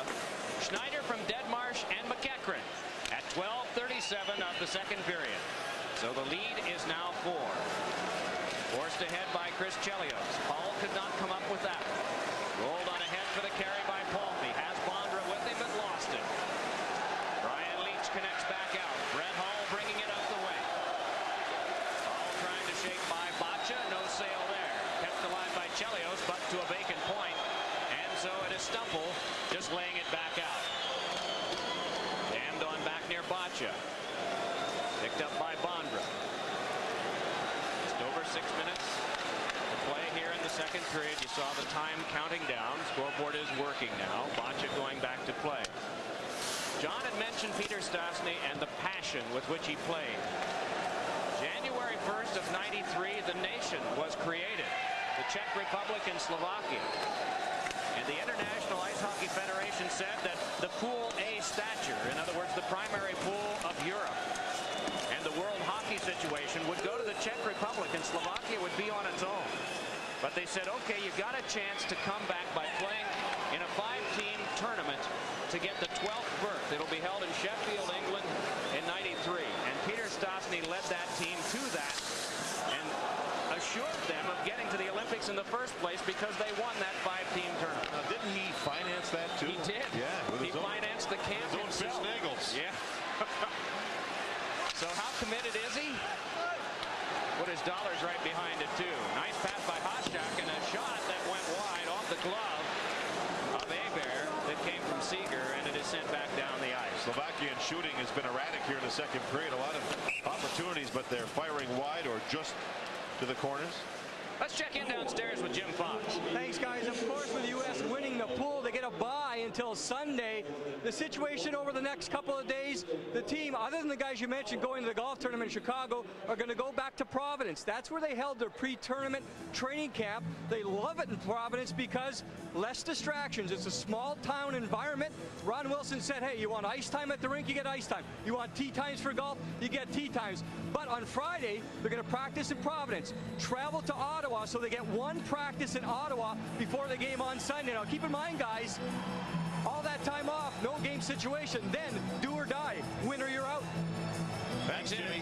They were thinking about Mike going to Annapolis near Washington, beautiful area on the water, but they thought logistically it'd be easier to go back to Providence. They've had good luck practicing with their camp in Providence and a good run so far, so that's where they're going. Here's John LeClaire flipping one to the slot. Turnaround shot by Ralston was a scorcher wide. Two aside, crunch the boards. Team USA wanting to point it. Instead, around behind, battling there. Madonna went, or check that, LeClaire went down. Tip back through, and it is walked on for a 2-on-2 and a shot deflected to the seats. Zdeno Seeger has been in tough luck tonight. So has Slovakia, but a gallant charge here that has fallen short by 4. So let me tell you a little about Prime Racing. Well, it's more than just driving around a track, you know. It's a way of life for these guys, all for a chance to cross that finish line first. Yeah, there'll be some bumps and bruises along the way. Say it builds character. But when they get that bad to bubbly, everything's right with the world. Because when the driver wins, the whole team wins. Yeah, Prime Racing's just a way of life for these guys. You can catch them all season on Prime Sports. All right, college football maniacs, listen up. It's time to get the inside scoop on your favorite team. And we're going to bring it to you directly from the guy who calls the shots, the coach. Sit down with the country's hottest college football coaches for an exclusive look at the game, the players, specific matchups, and much more. You'll learn the ins and outs of the X's and O's from the guys who know them best. Catch the Coaches Show, weekdays on Prime Sports. Some of the youngsters on hand here watching this contest tonight. Women's hockey will be a part of the Olympics in 1998 in Nagano, Japan as well. Ben Smith, who for the last 5 years has coached the men's program at Northeastern and has coached the 95 U.S. women's national team, will be there with his unit. Cami Granado, Tony Granado's sister, was named Player of the Year for USA Women's Hockey. That will be a part of it too. Japan, as the host, was given the right to have a berth in the men's competition, but elected instead to take the berth in the women's. I didn't know that Cami had won that award. A terrific, talented hockey player is Tony's sister, Cami Granado. Tony has signed to play in San Jose this upcoming season. Following some pretty serious surgery. But good luck to Cami and Team USA in the upcoming Olympics. Jeff Jackson out of Lake Superior State is the national coach and senior director of the elite program now. That'll be a real battle, right, Mike, between Canada and the United States. Those two seem to just go at one another. Close games. Canada has held the upper hand. Wrist shot went just wide of Mega. Rebound turnaround shot, and Mega blocked that one too. A shot from Adam Detmarsh. And a 3-on-2 for Slovakia. Save made by Abear, and the rebound score. The initial shot by Flavucha flipped home on the rebound, and some of the guys who've hardly seen time, like Ilavsky, a part of that rush up the ice to get Slovakia its second goal of the game. Yeah, Ilavsky's shot went up over top of Abear. 3-on-2, a good challenge right there at the blue line. Now it's a 2-on-1, and it looked like the real estate had been run out of, but there you see the extra forward driving to the net. Sure enough, the puck was there. Ilavsky scores to make it 5-2. Puck going wide. Good little dump pass right there. Now Chelios is out of the play. He'll attack and quickly try to get back, but not quite in time. And you see the puck carry him off of sticks and skates and everything else up over top of Abear. So late in the second period, now 5-2 in favor of Team USA. 3:45 to go in the second period. Puck shaken back out near Amante. Just jabbed back down by Jan Barwalik. Back in for a shot was Bondra, calmly blocked by Abear. Guy Abear has seen a lot more quality than Mike Richter has seen in most of his 2 full games. Maybe an exception being in the third period when things got a little looser last night against Russia. Walked back in by Amante, takes the tap pass from Hull and circles. Fed one across, racing in is Housley.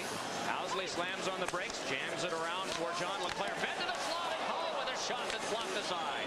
Another one ricocheted off the big defenseman, Yasechko. And it is rolled back out well away from Palffy and back down. Every time the Slovakians get the puck in their corner deep, Palffy is heading up over center ice looking for the home run pass. And he's had a couple of great chances because of it, but he continues to try that style. Brett Hall cannot get by Droppa. Pass check pursued by Amante. Vacha with the pass on now. Seeger has mentioned him as being the hard luck guy tonight. He's had several chances, but just hasn't been able to get much quality going out of it. Around behind Kevin Hatcher to play in the last 2:25 of the second period. Couple of goals tonight for Keith Tkachuk. John Leclerc with a goal and 2 assists. 3-point night for him. Bill Guerin's pass is flagged down and worked on back. Daniel Seeger with the pass across. They set it up for Haschek. Otto Haschek with a shot that is deflected into the first tier. And so again the clock stopped. Goal scored by Ilavsky at 16:09. 1 assist on it, and that to Plavucha. So last time you saw a Team USA hockey club be able to, in a situation like this, put 5 new faces into the lineup, and every one of them has contributed very well. We've seen Ralston with his speed, the scoring chance, McEachern with speed, Chambers play well on the blue line. Ron Wilson and the entire management core, including Jack Ferrara, Lou Lamoriello, done a good job. They said they never had one player turn an invitation down. Jeremy Roenick, of course, trouble with contract. That's why he's not here. But not one player that they asked to play for Team USA said no because they didn't want to come and play for the hockey club, put the effort in.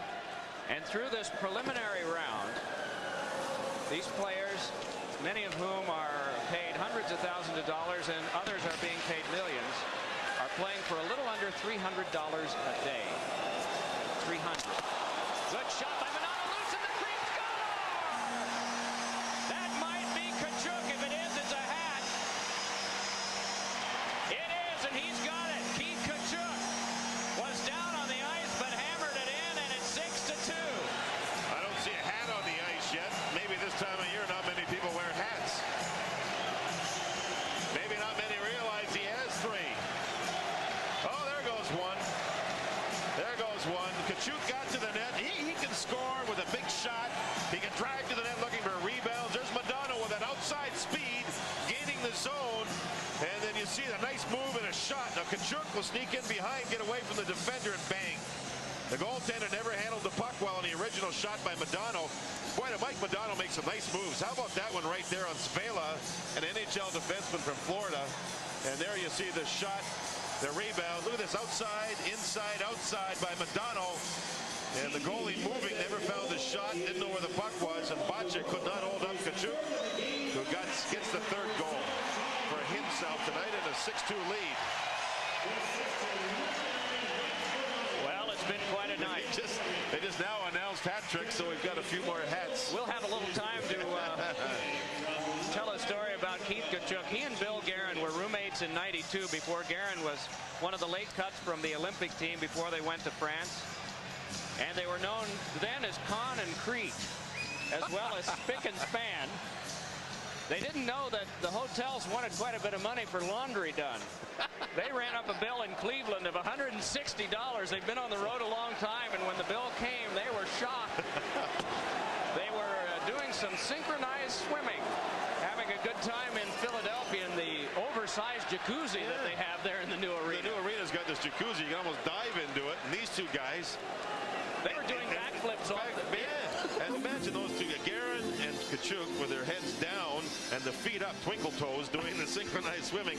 Guerin and Kachuk are the team comedians. They keep the players loose.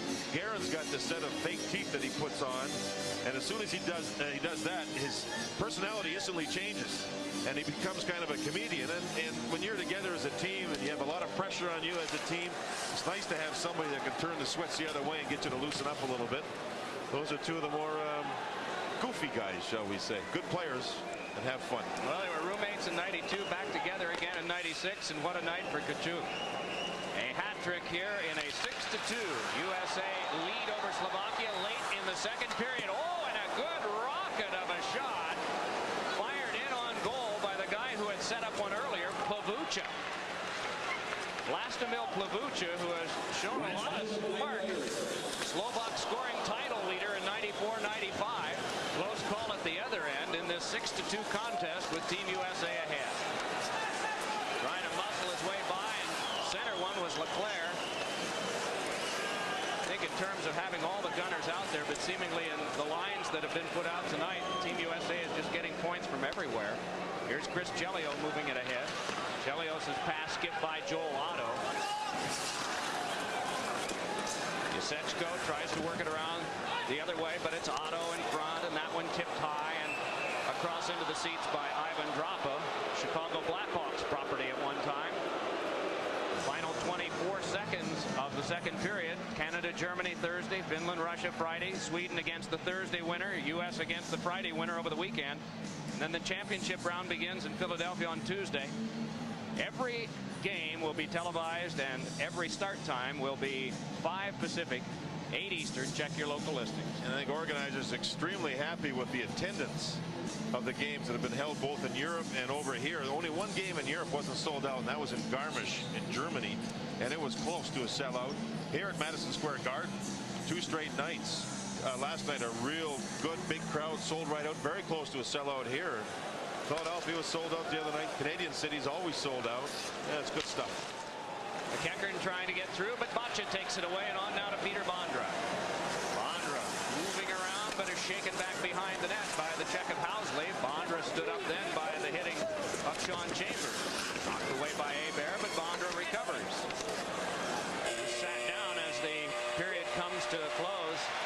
The buzzer signaling more cheering. 40 minutes played. Guy Hebert has allowed 2. At the other end, his guys have gotten 6.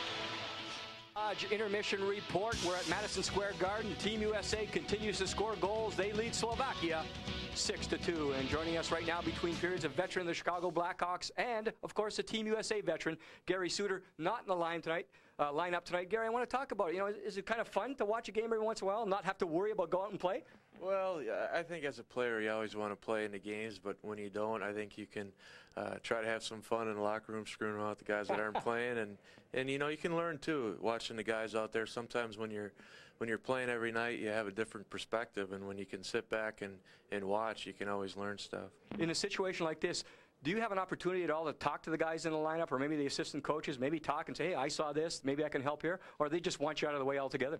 Well, I think tonight is, you know, there's not a lot at stake, and it's not a very important game for either team, but no, I've just been kind of staying out of the way, and the guys are pretty loose in the locker room, especially after that period. Certainly there's some international history for you and your family. Your brother Bob played on the 1980 Miracle on Ice team. Gold medal champions in the Olympics for the U.S. team. You were about 13, 14-year-olds. What was it like, to be around that type of a situation with your brother winning the gold? Well, it was phenomenal. I come from a town in Madison, Wisconsin, and of course my brother and all the rest of the guys were big heroes, and you know, I was just happy to have a brother that was a national celebrity at the time, and you know, those guys are still looked at as one of the forefront for American hockey. They really opened a lot of doors for players to have careers in the NHL. Now, there was a big bulletin before tonight's game. I spoke with an NFL scout, Chris Chelios. He told me about the guys back at the Slice and Bullets in Madison, Wisconsin, talking about your Green Bay Packers. Looks pretty good. Well, yeah, they had a real good year last year, and like I said, I'm from Madison, Wisconsin. Back there, we're all Packer fans, and Slice and Bullets is a watering hole that we hang out at once in a while. What's up for the next couple of days? You're going to have a couple of days off, go back to Providence, have some fun there? Well, I'm actually going tomorrow back to Chicago with Chelios to play in his celebrity charity golf tournament there. Him and JR do a great job with their charities in Chicago, and this is just a way that we can help them out. All right, Gary, an outstanding tournament so far. Good luck the rest of the way. Thanks a lot. Gary Suter has joined us after 2 periods of play here at Madison Square Garden. Team USA 6, Slovakia 2, and coming up next on the New Dodge Intermission Report, Mike and JD will look ahead and set up the matchups for the World Cup playoffs right after these words. Is being brought to you by the U.S. Army. Be a part of the toughest, smartest Army in the world. Be all you can be. By New Speed Stick Gel. It's unbeatable gel protection just for the guys. And by Nike. Just do it. New Dodge Intermission Report continues here from the 9th floor at Madison Square Garden in New York. With a score, Team USA 6, Team Slovakia 2. Your thoughts on the first 2 periods? Well, we knew Team USA was a better team, but I've been impressed with Team USA's finishing power. They've had scoring chances, and they've finished nicely around the net with a great deal of speed. It's hard to really zoom in and play a real strong defensive game in a game that doesn't mean anything in the brackets. However, the Slovakian team down 6-2, I have enjoyed watching them play. They're entertaining, and they're giving it a great effort. Yeah, they're showing a lot of courage out there despite being down. They seem to have opened the game up, and that was the last thing that I think we thought that they would be doing. I was told, the Russian players told me that they were a slow team and this and that. Boy, I've been impressed with a lot of their speed. And again, their courage of being down yet playing with a little bit of zing to their game. I like it. This is their last game tonight, Slovakia. There are 6 teams left out of the 8. Slovakia and the Czech Republic are the only 2 that will not continue on to round 2. Round 2 features in single elimination play Canada and Germany in Montreal Thursday, Finland and Russia in Ottawa on Friday. Sweden will get the Thursday winner in round 3 Saturday. That will be Sweden against either Canada or Germany. The U.S. will get the Friday winner, either Finland or Russia, on Sunday in Ottawa. The 2 winners from the weekend Saturday and Sunday games will meet in a best of 3 for the World Cup Championship. either Finland or Russia will play Team USA, and I would think Canada will move on to play Sweden, and both of those semifinals could be great. I mean, really good stuff. Team Canada is sitting up right now in Ottawa. They've been able to finally rest, I think, more than anything else. Their travel schedule was grueling going into the tournament. They had about 8 players that were banged up and groin pulls and muscle pulls and sore feet and things like that. I think they'll get better as the tournament moves along. For Germany, this is all frosting on the cake. I mean, they weren't expected to even get across the Atlantic, so you'd have to think that there's no pressure on them at all coming into a game against Canada on Remember Thursday. George Kingston used to coach in the National Hockey League? Well, he was let go, moved over to Europe, and he's taken over the German program. And with them beating the Czech Republic, there's no doubt that that's the single best game that they've ever played and ever won as far as international hockey goes. And now they get a chance to come over to North America, and they're going to just scrap. They'll play hard. This will be a team that'll battle. They won't sit back. They're scrappy. They're gutsy. And Canada is so much better, yet Germany will give them a battle. A very patient team looking for opportunities, as they did in the World Tournament when they upset Canada, and that was this past winter. But that's Canada and Germany. Thursday night, 8 o'clock Eastern, 5 p.m. Pacific. Check your local listings. We'll be back with highlights of this tilt in just a moment. Intermission report continues from Madison Square Garden between periods 2 and 3. Team USA 6, Slovakia 2, and the highlights, John. Game plan, go wide with speed. Leclerc did that, giving Keith Tkachuk the puck, and just a laser beam low past the goaltender. Again, move up ice, take it wide. Denmarsh does to his left. A little misdirection pass back to Matthew Schneider, and quick shot again. Right off the pass. Never stopped the puck or anything. Again, Team USA scores. Finally, the Slovakians get themselves a goal. Vanavsky comes right in, moves nicely, finds the rebound, and Guy Hebert has been beaten once in each period. Watch the muscle and the smarts of Tkachuk. Wants a pass, doesn't get it. Goes to the net, there might be a rebound, sees it, and just drives past Bacha and puts the puck over the goal line, and that completed a hat trick for the Phoenix Coyote. Take a look at the all-sport body quencher stats. Not too many penalty minutes. The Team USA picked it up in the second period with their scoring again. They just played a complete tournament to this point. Madonna got the only assist on Tkachuk's late second period goal. He's 6 for 7 in faceoffs tonight. He's had a very quiet but efficient night. Team USA has been noisily efficient. They're ahead by 4. Mission report. Keith Tkachuk with a hat trick tonight. Doug Waite, John Leclerc, and Matthew Schneider with goals. Peter Bondra with 1 goal for Slovakia, and the other was scored by Slavomir Ilavsky. Let's check in downstairs with Jim Fox and USA assistant coach Paul Holmgren. Thanks again, Mike. Paul, a lot of times we talk about tactics and strategy. Tonight's game doesn't mean anything in the standings. Anything the coaching staff did before the game, to pick up that psychological factor to make sure the team was ready? No, we just talked about our focus and maintaining our focus, the things we came to this tournament set out to do. Play to our strengths. We're trying to get the puck wide, get it deep, use our forechecking abilities, and play good sound defense. What about the depth in this lineup? Everyone's been talking about that. 5 new guys in the lineup. Really looks like no one slowed down at all. Well, the guys are all committed. They came in with a real purpose in mind, and it shows tonight. We had those guys, and we haven't really missed anything. In fact, those guys have added some real jump to our lineup. All right, Coach, thanks. Coaches a lot of times may wonder about certain statistical things. Perhaps Colin Campbell has wondered, I wonder how Mark Messier does against Eric Lindros in faceoffs. Maybe fans wonder who has the most hits in the course of the year.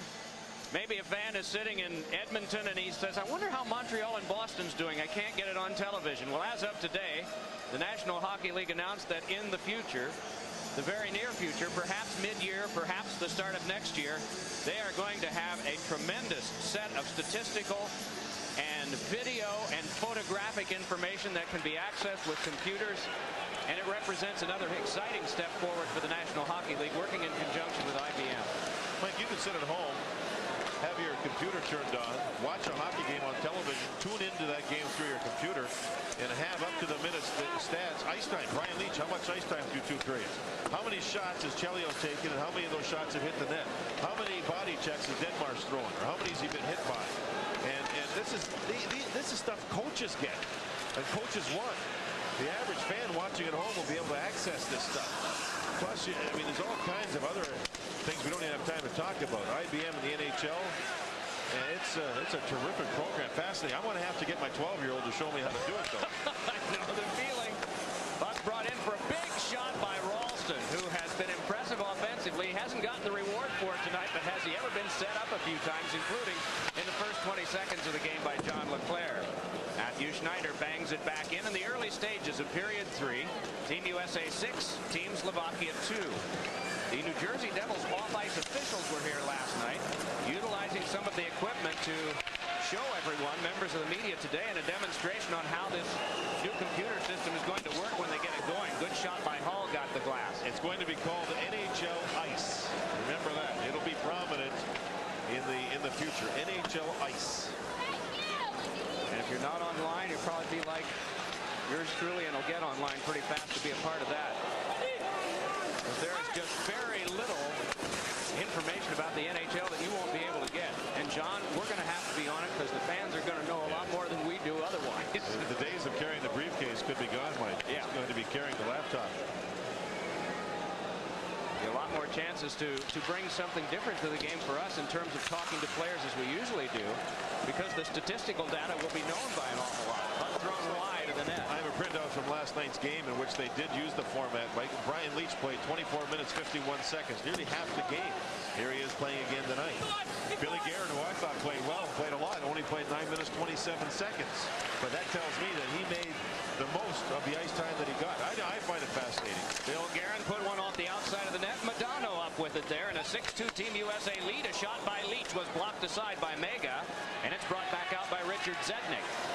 Try to pass on the wing for Sechko, but that didn't work, and it's set up for Chris Chelios. The other thing that's interesting, no penalty here, play will continue. The other thing that's interesting about that is some teams haven't really been forthcoming with that ice time information. Here's a great opportunity for Zednik, and he lifted it off the glass. The young player went to the backhand and put it up high and wide. Team USA caught changing their defenseman on the play. That's why the ice opened up a little bit. And the young guy, Zednik, close to getting it done for his hockey club. I know you've often gone to arenas and asked the coach about how much ice time so-and-so gets a game, and some of them don't want you to know. No, now everybody will know. Yeah, some teams, actually, fans will be able to access themselves to all kinds of information. Turnovers and who was responsible for and against. I think it's wild. Otto forced off. You're right, I don't think the coaches want it. Out in front, and a step attempt went off the post from McKinnon, and shot score! 7-2. Hatcher let one go, and it is a 5-goal Team USA lead. The wraparound attempt hit the post, and Team USA just kept going about their business. The long shot, low shot by Kevin Hatcher was a shot that was deflected by someone on the way through. Here's Joel Otto leaning in, battling, and you see McEachran battling. There's a stuff around attempt that hits the post. Bad clear. Now watch the deflection here. Right in front. I think Joel Otto may get credit, Mike. He lifted one foot up. It might be the bad foot that he had, so it doesn't get hit. But the puck went off the blade of a stick, I believe, on a low Hatcher shot. You never know. Put the puck towards the goal from the blue line. Keep it low and watch out. Hatcher with a, pardon me, Otto with a good shift. World Cup being played under NHL rules, including the ones that will be enforced for the upcoming season. And the only goals that will be wiped out, that will go off skates, are those in which it is noticed that the player had a distinct kicking motion.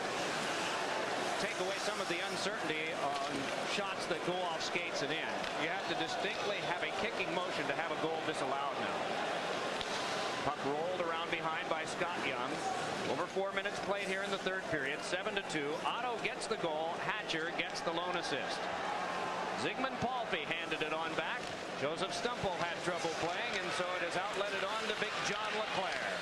LeClaire trying to pull his way in. Good denial on defense. And so back up with it is Peter Bondra. Connecting back over to Otto Haschek. Hit by Leach, but he recovers. I'm amazed Haschek hasn't really had much of a chance in the NHL. He's 6'1", 195. He's got some really good skill there. Was an original draft of the Boston Bruins. He wears number 10, by the way. There he is. Was a draft in 1987 by the Bruins, and has not really had a chance anywhere. Puck fed back to the point. Here's Leach, and a shot in front, and that one ricocheted wide.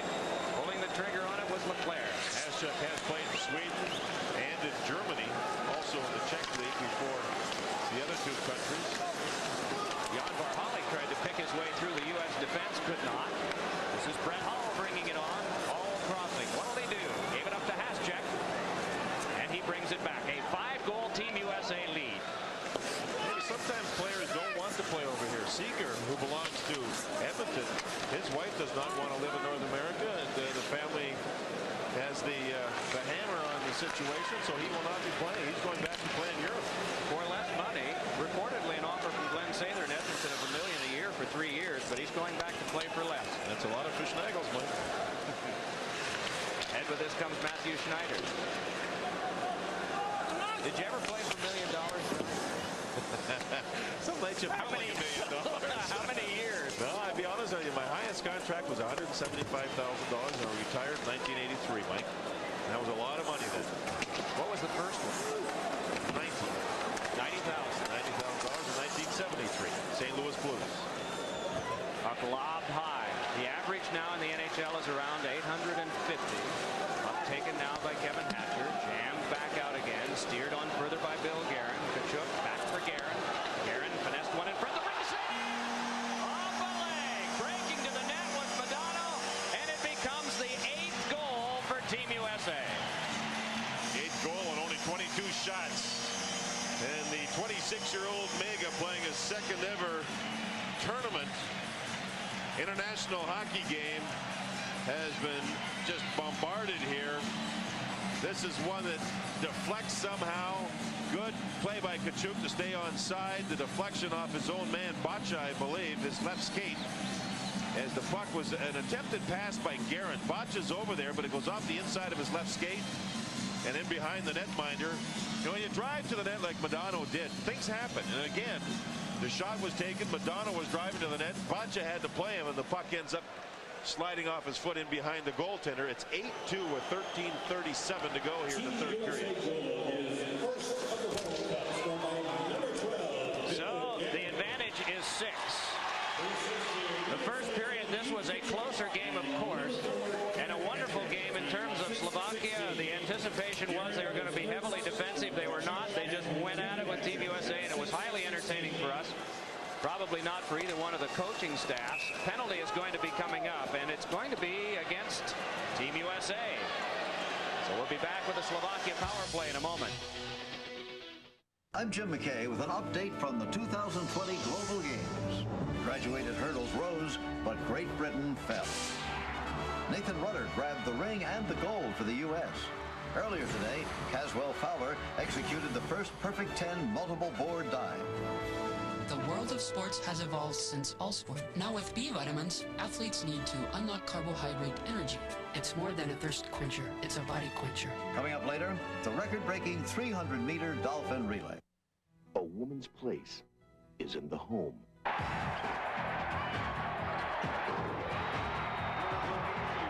Doing the dishes is a woman's job. Heading down the middle, dishes off to Stevens for 2! Women don't know how to drive.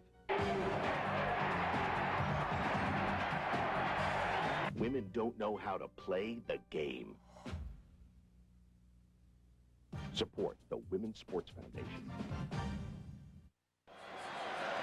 Bill Guerin has entered twice on the sheet. First for getting the goal from Kachuk and Hatcher at 6:16, and then for Slash at 6:49.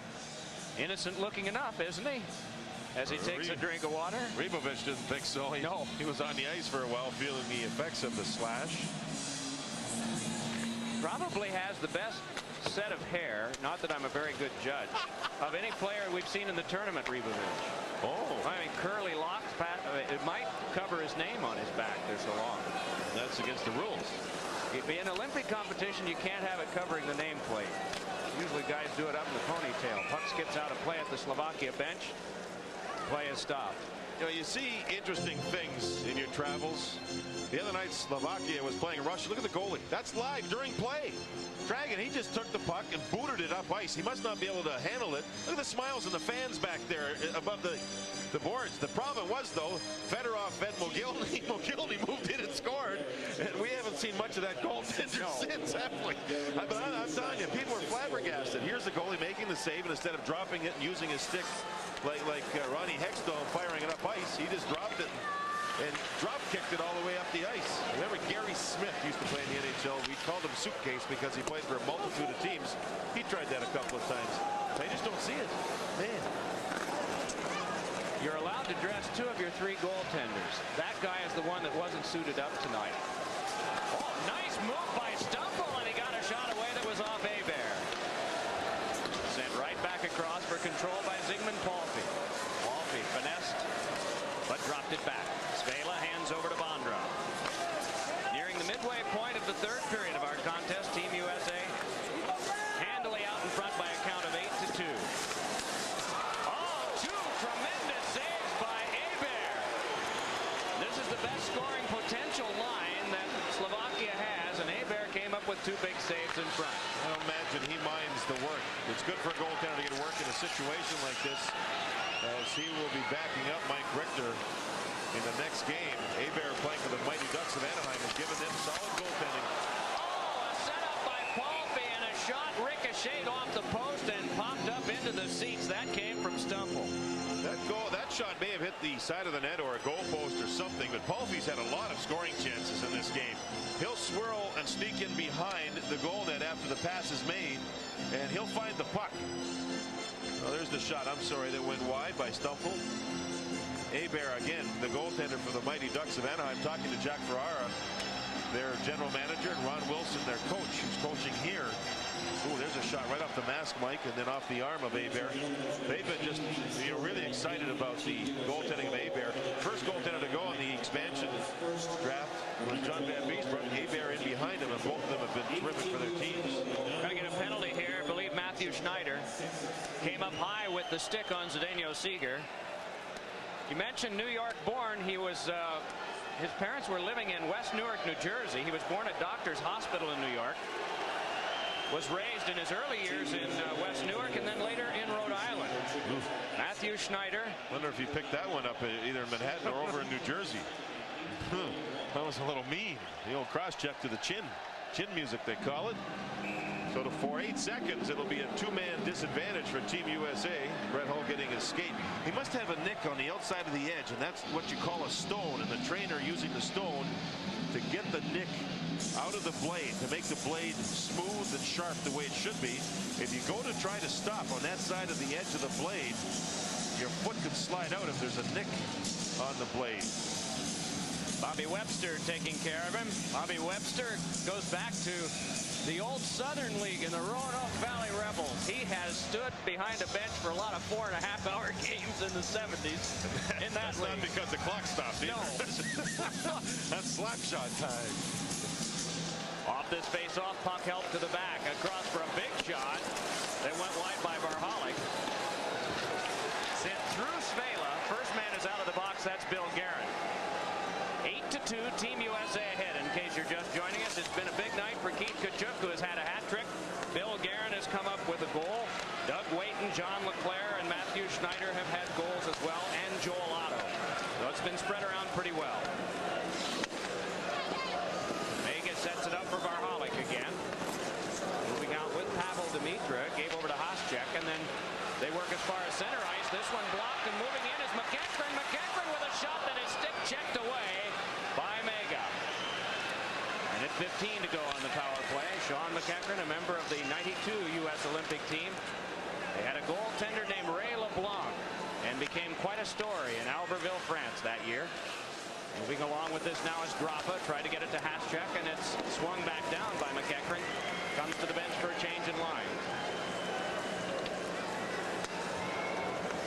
Zygmunt Palffy with 43 goals led the New York Islanders.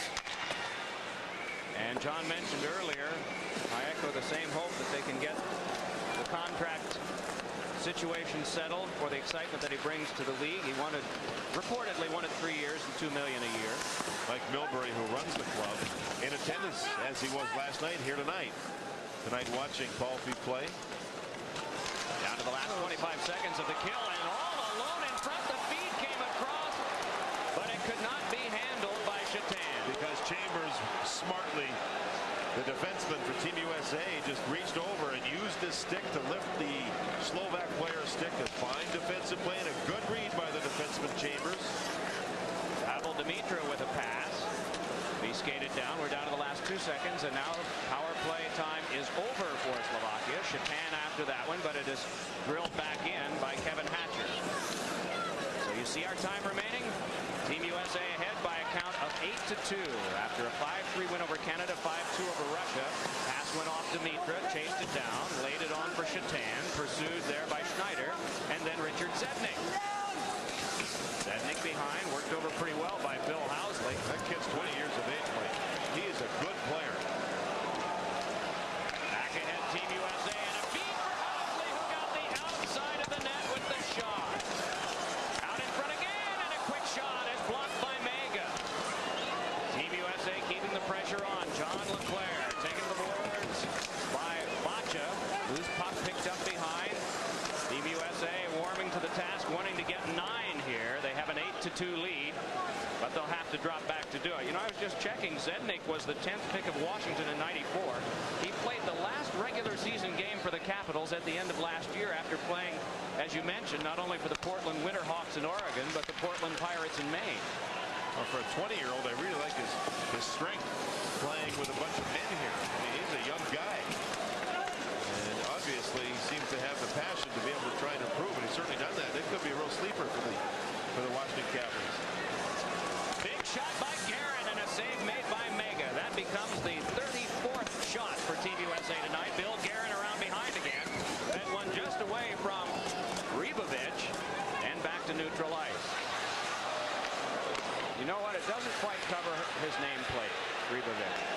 Back ahead now they come. It's Modano dropping, but it's picked back up, and this is a 2-on-2, and Ribovic brings it ahead. Modano with the behind-the-back pass. The team wants the puck to go forward, not backwards when you're on the rush. Keep good habits. Remember, the coach said that to Jimmy Fox. The drop to Leach. Leach for Modano. Score!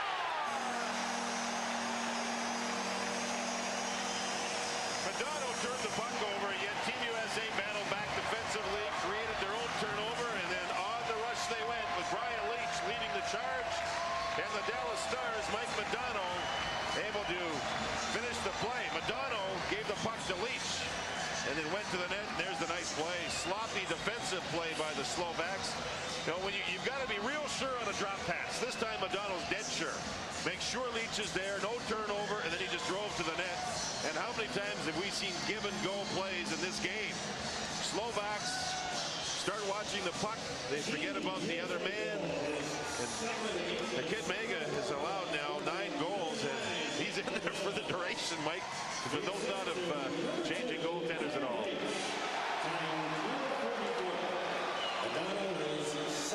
So Adam Detmarsh to McEachran. McEachran playing in his first game of the tournament tonight. Brian Ralston, the same story. Ralston was the final addition to the roster. When it became apparent that Jeremy Roenick could not play, Ralston had been an extra, but to fill out the roster, he was added. Traverse City, Michigan product is getting his chance to play tonight and has had several opportunities, has not scored a goal. Has had some strong shots. He was the U.S.'s leading scorer in goals in the '94 Olympics. Played by Svela, kicked one on across, yanked in front for Paulby, and the shot went wide. How many chances for Paulby? And a good shot by Bondra, and hanging on is Hebert. 6:19 to go, third period. Team USA by 7. Recently, my law firm advanced $41,000 of our own money to get medical experts to analyze a cerebral palsy case and to prepare a lawsuit. Proving a doctor was careless is tough and expensive. Lawyers have to be committed to put their money where their mouth is. As hard as we try, I only wish we could do more. Listen to me. We're Brown and Crouppen. We'll take care of you. Call us for free at 421-HELP.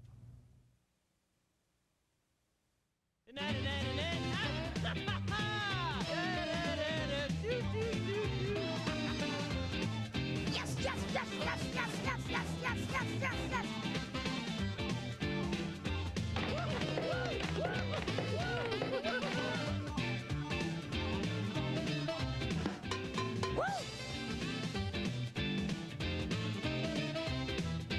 The Casino Queen. We know what floats your boat. Wilson, coach of Team USA. Let's recheck some of the keys that John Davidson had tonight for Ron Wilson's team. Keep the momentum. Yeah, pretty good with that. Work the Slovakian trap. They've destroyed the Slovakian trap with 9 goals. In-your-face hockey. It's been good enough to get the scoring. They've been aggressive when they've had to be, but it hasn't had to be a mean game. But they've certainly been dominated by Team USA. Owsley as the clock ticks down to 6 minutes to go. Rushing ahead is Amante. Puck played back out. Can be handled up the wing. For the big shot that went off of Hebert that came from Kolny. Brett Hull bringing it ahead for Team USA. Hull to the slot. Double team there. Fed one in front. Oh, and a remarkable shot out the outside of the goal. It came in the goal crease and was swept away by Drapa. Finding his way through traffic is Hasjack. Very deliberately, Zdeno Seeger tried for Hasjack. Turned back out again, and Verhalik playing some catch. Sechko. Sechko just brings it back ahead for Slovakia. Locked on down. Milano connects. Claire with the shot that whistled wide. Came back out to Richard Zednik.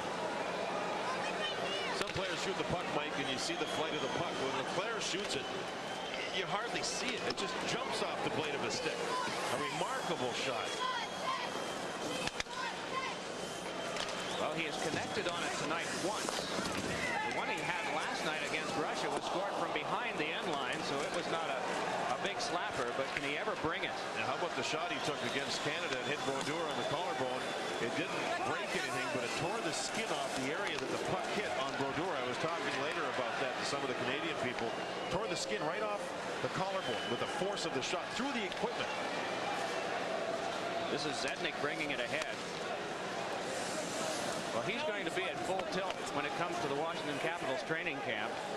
And that is a team that has a lot of aggressive guys like that. Connor Walchuk, as well as Kevin Kaminski. Big shot by Guerin, and that one stopped by Mega. We should mention that Bill Guerin's goal has been changed. Modano on the ricochet gets it from Kachuk and Guerin. And then Modano following up at 12:44 with one from Leach. So Mike Modano is one goal from a hat trick himself and has 2 in a row. As we're down to the final 350. Kachuk now with 4 points. By the way, St. Louis fans had Curtis Joseph, Canadian goaltender, Team Canada goaltender, is a fan favorite there and now plays in Edmonton. Congratulations. His wife was cooperative and gave birth to a baby today. An off day for the players. Canada will bus from Ottawa to Montreal tomorrow for their game, which we will show on Thursday evening with the Germans. Plavucha trying to work one in front, feverishly dogged, and they are able to stash it home, and getting the goal was Lubomir Rybovich. He's the player that drew the power play earlier with a slash. And here, one of the younger players gets a chance to score, and the Slovak fans really hanging in there. The Slovaks, many of their players don't play in the NHL. They've never been over here on small ice surfaces. They've never seen arenas packed with people like this, and it can be intimidating. Watch the reaction after he scores the goal. Rybovich will get it in a little pump. I think it's just the fact that he's over in North America in a big tournament. Yeah, it's only the 3rd goal, and it's 9-3. His team's losing. Watch the little pump here. There you go. Pretty satisfying feeling for a player to come over here and in front of this type of audience and get himself a goal on the rebound. Only 24, 7 years in the Czech and Slovak leagues. He's played the last 3 years with one of the more prominent teams in Slovakia called Kosic. Well, we're down to the last 3 minutes and 5 seconds.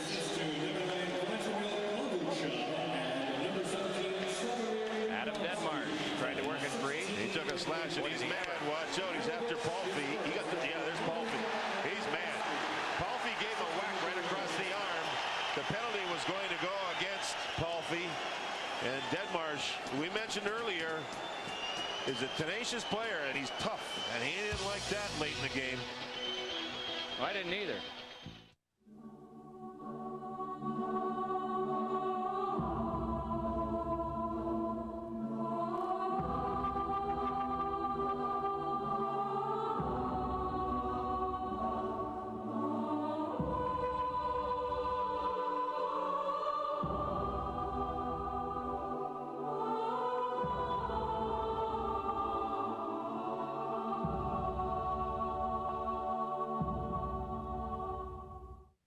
seen my candidates win. I've seen them lose.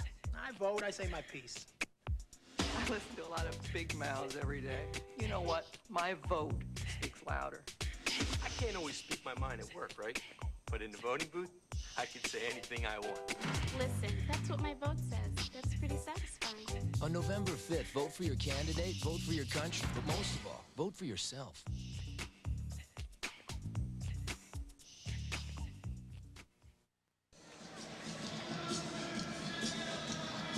Penalties cancel with 2:54 to go in the third. Palffy and Deadmarsh get them, both minors. There you see Deadmarsh moving in. Palffy will move across there. Ooh, right across his right forearm. He got mad. He knew exactly who it was and went right after him. That equaled up the penalty calls. Right now, Deadmarsh is in the penalty box and has an ice pack across his right arm. You're right. There was no need for that at this point of the game. 2:54 to go. It's 9-3 in favor of Team USA. And the last thing these guys want, injuries. Check in with Jim Fox.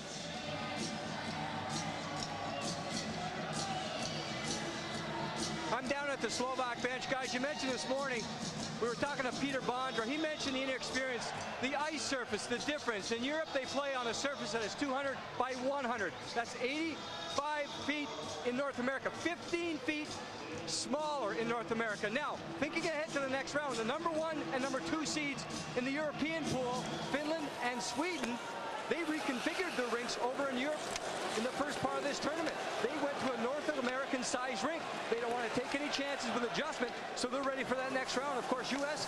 top seed in the North American pool, European pool, Sweden top seed, Matt Sundin and Peter Forsberg. The thing, Jim, is the majority of the players playing for Finland and Sweden, the teams coming over here, either play in the NHL or have, so they're used to this. Plus, as you mentioned, the tournament making sure that the ice surface is all the size of the North American style. However, the Slovaks, they just don't have as many players that have this type of experience, and they're just not used to these arenas, and it's been a real learning experience for them. It's only going to be a matter of time, because they're certainly developing players. And John, you were mentioning earlier, I mean, hockey is a part of school in Slovakia. Grades 2 through 8 learn about hockey, get a chance to play it. It just takes time. It used to be grades 5 through 8, and they've changed it. They've made it younger for the kids, and they're very proud of their hockey program over there. Again, there's only just over 5,400,000 people in Slovakia, so it's not a big base, but they do have passion for ice hockey. Trying to dance his way by his Hasjack, just thrown out of the play by Chelios, and play will continue. The whistling comes from Slovakian fans that wanted a penalty. Well, things are pretty much even as we're down to the last minute 25. Do they ever love hockey? And it's available on television there. Joseph Galanka, the coach of the Slovakian team, has a satellite dish, actually served as a commentator during the Stanley Cup playoff from a studio back in Slovakia. And he said there are people at home watching these games in the middle of the night because there's a 7-hour time difference. 1 minute to go. Shot is trapped by Hebert, and play once again is stopped. We'll be back to Madison Square Garden in just a moment.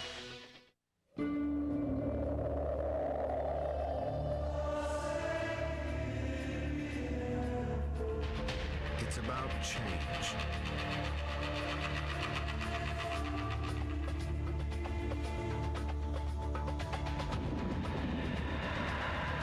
About breaking rules and making new rules. About building machines more in harmony with humanity.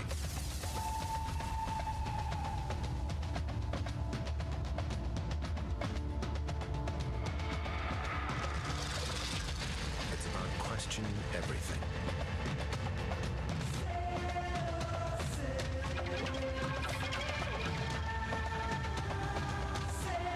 It's about change. The new Dodge. From the Mighty Ducks of Anaheim, Guy Hebert has faced 30 Slovakia shots tonight. The other end of the ice, Roman Mega has faced 38. 9-3 Team USA. And we are down to the last 58.4 of the game. 4 seconds remain on these minor penalties to Palffy and Deadmarsh. That's So one linesman's already over there, Mike, with the penalty box side of Deadmarsh, talking to Deadmarsh, hoping that when they come out of the box that he calmly goes over the bench and doesn't beeline it for Palffy again. He comes out of the box. He's going to stay on the ice. The Bondra skated right over in front of Deadmarsh. Palffy to the bench. Deadmarsh skated by and gave him a little shot with a stick. He wanted him again. Well, when Colorado winds up taking on the Islanders, assuming that Palffy winds up there, he'll get his chance. Get 2 chances in the year since they're in different conferences. Stumple tries to nudge it on further. We're down to the last 27. Joseph Stumple with a shot kicked out by Hebert and angled back out to neutral ice. 18 to go. It has been impressive for Team USA. 19 goals in 3 games in the preliminaries of the tournament. And how about the standing ovation from the fans here at Madison Square Garden? Great support for this Team USA here in the greater New York area as the buzzer sounds, and let's move on. It is tournament time now. It becomes single elimination until the final from this point on, and overtimes all night if necessary. You see our game summary: 3 a period for Team USA, 1 a period for Team Slovakia. The bye in the second round, of course, came last night. A perfect run of 3 games and 3 wins, a hat trick and an assist for Keith Tkachuk. 2-1 for Mike Modano tonight. Impressive Team USA. I think Team USA, their fans, and maybe hockey in general should be proud of the way Team USA played over the 3 games that sets up their bye going in. Now it's up to management to make sure that the team gets the right rest, the right practice schedule, and have their mental attitude ready as they get ready for their next round. Some nagging problems for Pat LaFontaine with the groin. He played last night, rested tonight, gets plenty of rest now. Oh, I think he's one of those players that probably could use that rest, and he'll be just fine. The way he played last night, he'll be one of the stars, I'm sure. Final score, Team USA 9, Slovakia 3. We'll have more from Madison Square Garden in a moment. Has been brought to you by Discover Card, proud partner of the Smithsonian's 150th anniversary. By All Sport, now with B vitamins. It's more than a thirst quencher, it's a body quencher. And by the Discovery Channel. Explore your world. 9-3 the total goals. What else do you notice, John? Well, basically just 9-3, Mike. That's what we wanted to see, regarding Team USA with their momentum, and they certainly showed that. The Slovakians provided some entertainment for a couple of periods, but just were short. They're not good enough. We wanted to see a Team USA play well, just for the fact that their momentum is what's important, and we saw it from them, and that sets up even better hockey ahead for all of us to enjoy. Speaking of better hockey ahead, let's take a look at the schedule. This tournament resumes on Thursday night in Montreal when it's Germany up against Canada. That will be Thursday night. Sweden will take on that winner on Saturday in Philadelphia. 2 games in Ottawa. Friday, Finland against Russia, with Team USA waiting in Ottawa on Sunday to take on that winner. The 2 winners from Saturday and Sunday's games will go in a best-of-3 championship round that will be Tuesday in Philadelphia, Thursday in Montreal, and Saturday of next week, the 14th of September, if necessary, and that also in Montreal. You would think, nothing's a lock, but you certainly would think Canada would beat Germany. Finland, Russia, that could be a toss-up. The scuttlebutt around Madison Square Garden today, the Russians did practice here and then made their way up to Ottawa, Ontario. They're not getting along with their coaching staff, so things aren't happy. They played possum in the past, but I don't think this time. It'll be a lot of fun. Oh, yeah. We're looking forward to it on Thursday and Friday and Saturday and Sunday. Final score tonight, 9-3. Team USA over Slovakia. Good night.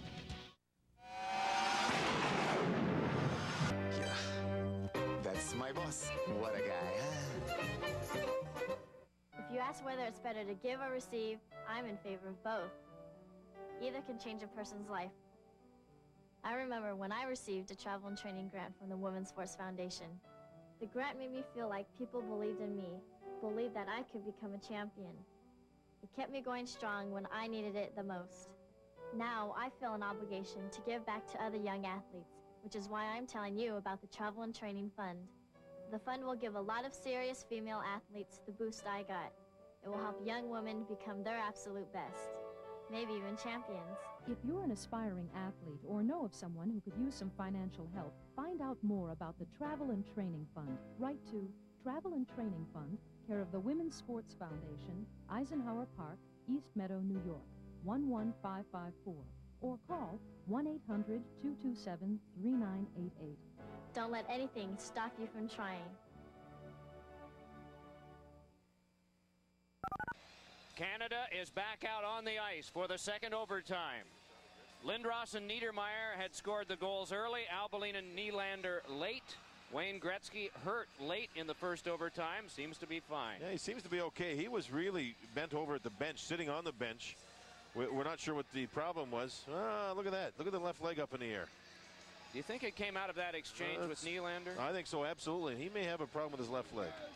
Downstairs, Jim Fox. Thanks, guys. Unfortunately, the thing that's coming to my mind right now is, Mike, something you were talking about in the first overtime, that bad goal situation. John, you've touched on the braces that holds the glass in place here in Philadelphia. So all of a sudden, it just goes to the situation where you're going to throw the puck around the boards, keep an eye on the bad bounces. Maybe the goaltenders will stay in their net a little more, because if that situation crops up, you want to stay back. Again, face-offs, John, you've mentioned it. The Canadian team is trying to dump the puck in. If they don't get something going right away, they're just looking to win draws. Tommy Salo has been in some tense situations before. The championship with the International League in Salt Lake City, Utah this past year. Of course, the Olympics as well. Curtis Joseph, just a ton of situations that are comparable to this for him. In the first ever game in this building last week, Canada played Team USA. USA won the game. One of the goals that USA got, a John LeClair goal, was a result of a bad bounce off the glass. Both goaltenders, I think, are aware of it. Curtis Joseph goes out of the net more so than Salo does to handle the puck. In fact, Cujo told me that he just likes to chase everything down. Here, if the puck is shot high along the glass, the goaltender has to be really careful at not getting trapped out of the goal net with a bad bounce of the puck itself. You know, you might review the reason for those glass supports here when a lot of the newer arenas have seamless glass. You know, here in Philadelphia, they have so many events night after night after night. They're not all hockey games. The seamless glass is way heavier, so it's easier with this type of glass to move it in and out and be prepared for the event, so they decided to stick with this stuff here. Second overtime is underway. Stevens and Desjardins, the defense for Canada. Albeline working with Kalle Johansson for Sweden. Forsberg's unit is out against that of Eric Lindros. The pass too far for Joe Sakic. They let Salo play it. He gives over to Daniel Alfredson. Desjardins gives over to Stevens. Stevens tried to crank it back in. It skipped over to Lindros, then Shanahan. Could not finesse his way by Forsberg. Forsberg able to lay it up further, but instead it's Desjardins. Back but through Sakic. Kalle Johansson right to that one. Lindros paws at him as it's steered back across. Jonas Bergqvist with a pass back up to Forsberg, but it's over two lines, and so again, we have an early stoppage of play here in the second overtime. 42-second shift, so both teams certainly will change players right away. As we have Lindros and Albeline having a couple of words, they will get off the ice slowly and make the changes. So it's a 42-second shift. Both teams, again, have to be really aware of the length of their shifts. Here you are in the second overtime. You've got to be aware of your stamina. One long shift, if you stay out for a shift and overextend yourself, that can affect you your next couple of shifts. You may not be able to recover, especially here early in the season as these players haven't trained for a long period of time. Messier here calls for Niedermeyer right up. There's a loose puck. He wants Niedermeyer there to keep the play alive. He can't quite do it. Drilled back in by Blake. Canada had peeled back out, so there's no delayed offside on this. No matter as Julien brings it back anyway for Sweden. Patrick Julien with a shot, and that one head high went off the glass. Flip back out for Adam Graves. Picks up Claude Lemieux. Lemieux carries it back in, wants to sachet by the defense. Kicked at it, went to reach for it, and went down.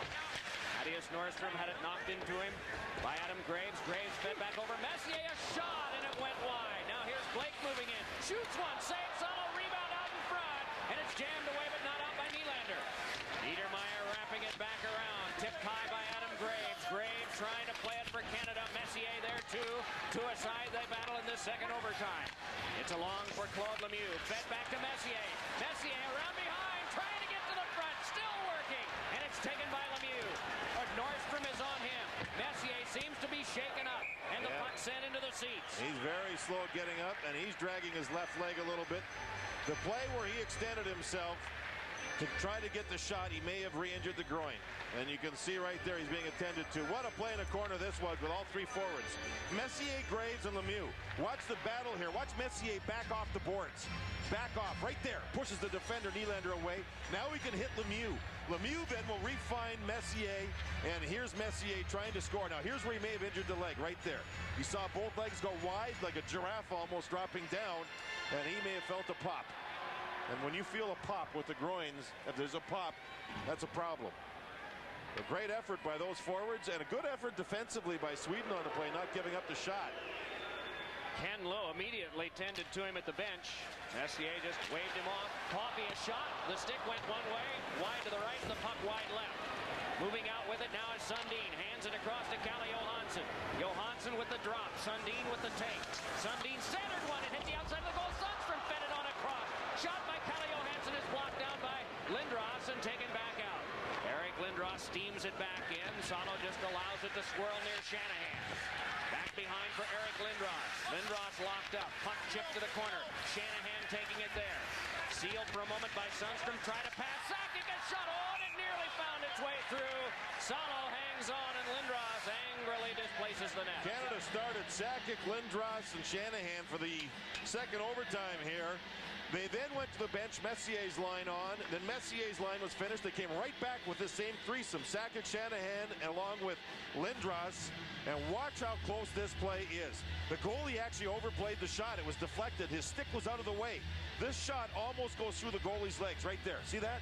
The stick was to the right. The legs were together, but there was a little hole right down by the feet, and almost the puck squeezed through. Very nearly went through. Just past 6 a.m. back in Stockholm, where former NHLer Ulf Nielsen is helping send this telecast. It's going around the world to Moscow and Poland, a lot of Middle Europe, all over this continent. For Canada, you may have two centermen on the limp here a little bit. Gretzky and Messier. If so, Fleury can play center. Yzerman can play center. They've got a lot of players that are natural centermen. But still, if those two players are banged up and hurt a little bit, it'll hurt their hockey club. It is Forsberg bringing it ahead. Forsberg's pass, Garpenlov, matched by Stevens, who took it right away. Scott Stevens' pass is chipped away and worked further by Alfredson. Stevens turning it again and got it onto Linden.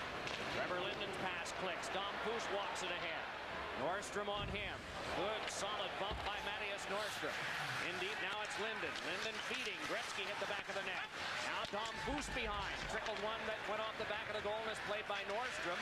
Nordstrom has to follow up his own pass, but it's Linden taking over to Scott Stevens, and then that flag down by Forsberg, but taken by Gretzky. Falling down was Linden, and that caused the play to go offside. So 3:03 played here in the overtime, and we're still in a tie at 2. Actually, Gretzky skated pretty well on that shift. Now Canada comes along with the line that this will be their first shift of double overtime. Brind'Amour, Fleury, and Yzerman. Gretzky bent over again at the bench. He skated pretty well on that shift, but he's having trouble. And Mark Messier has not come back since he went down, so he's getting an additional one shift rest here. He's sitting on the bench and appears to be okay and ready for his next shift. Sundin and Brind'Amour for the draw.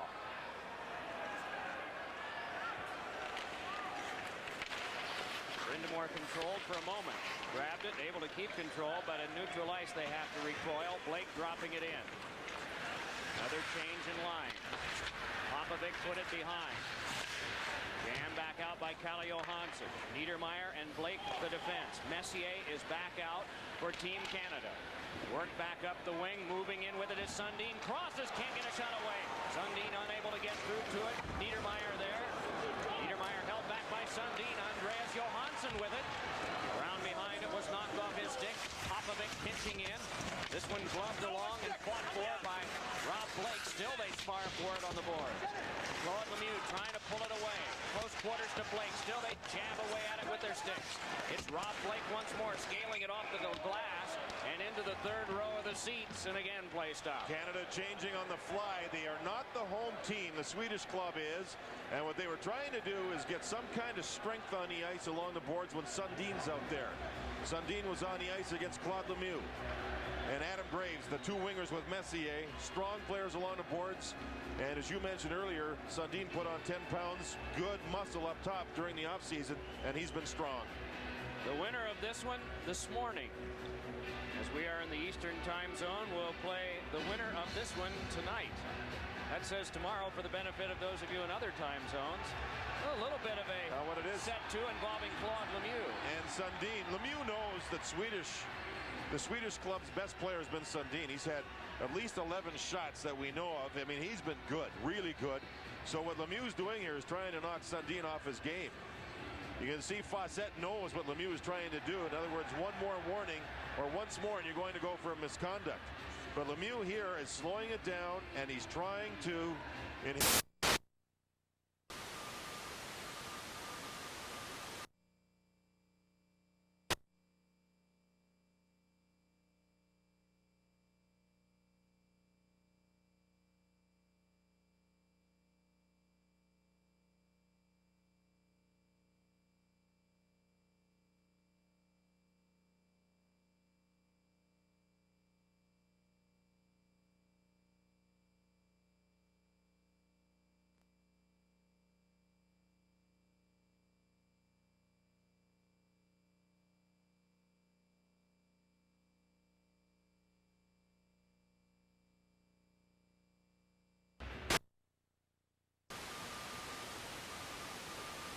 and Ulf Dahlen.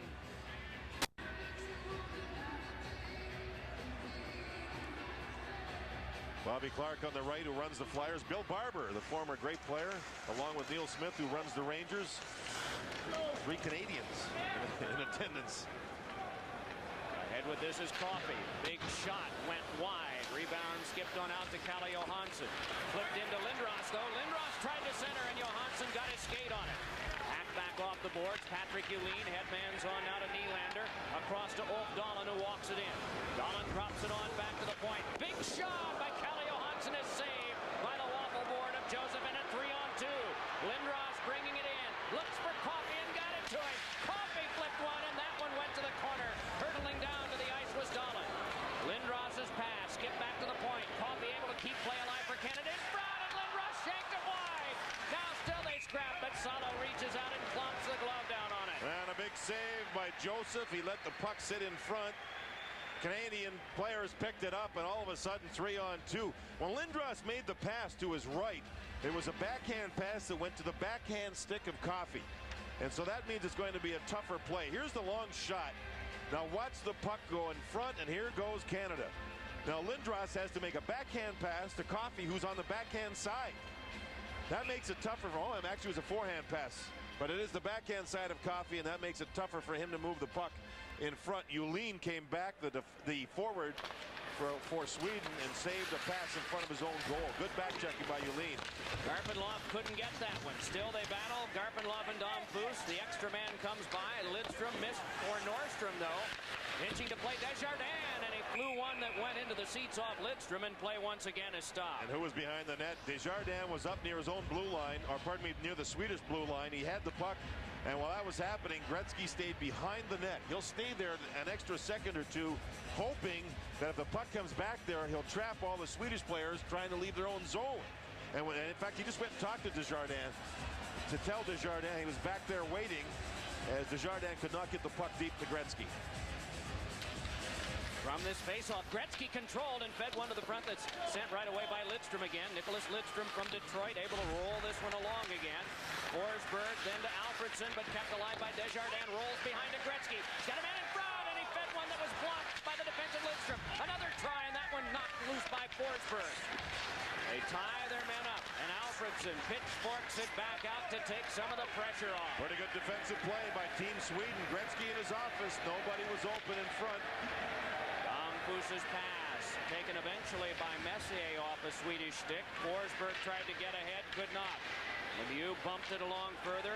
Lidstrom has trouble. Messier moving in. Save made by Salo, and he waits. The old loose puck battles. The puck was loose. They started the battle for it, and Messier, who's battling through the groin problem, just jumped out of the crowd and got the puck, put the puck on goal, and Salo with a calm catching glove save. Messier was forced wide a little bit by Lidstrom, number 4, the defenseman. Look at the play by Lemieux. And then by Messier. Now Lidstrom has to force Messier wide, which he does. And you'll always see Messier, when he takes a wrist shot, pump his right leg. He pumps the leg to get more velocity into the shot, almost like starting a motorcycle. You know, you pump your leg. It gives him some momentum for the shot. Salo was there. With a groin problem, any problem taking face-offs here? Well, his legs are wider. You wonder about the strength. Messier's gotten away with moving over the line. See, he did there. His right foot was over the line. However, Sundstrom beat him. Lifted back out by Bo Mikel Anderson. Moving in is Sundin. He fires, but he misses the puck. It's thrown along by Anderson. Sundin back around behind the net, looking to the front for Sundstrom. Sundin wanting to wrap around. Sundin turning, and it went off a skate. Sundin and Claude Lemieux battle, taken by Anderson. Anderson roughed up along the boards. Puck kicked loose by Kalle Johansson and back down. Some Swedish pressure for just a moment. And again, Graves, Messier, and Lemieux on the ice when Sundin's out there. Anderson off of Sundin's stick, so Mark Messier takes. 13:35 to go, second overtime. The tie score here at the Core State Center in Philadelphia is 2.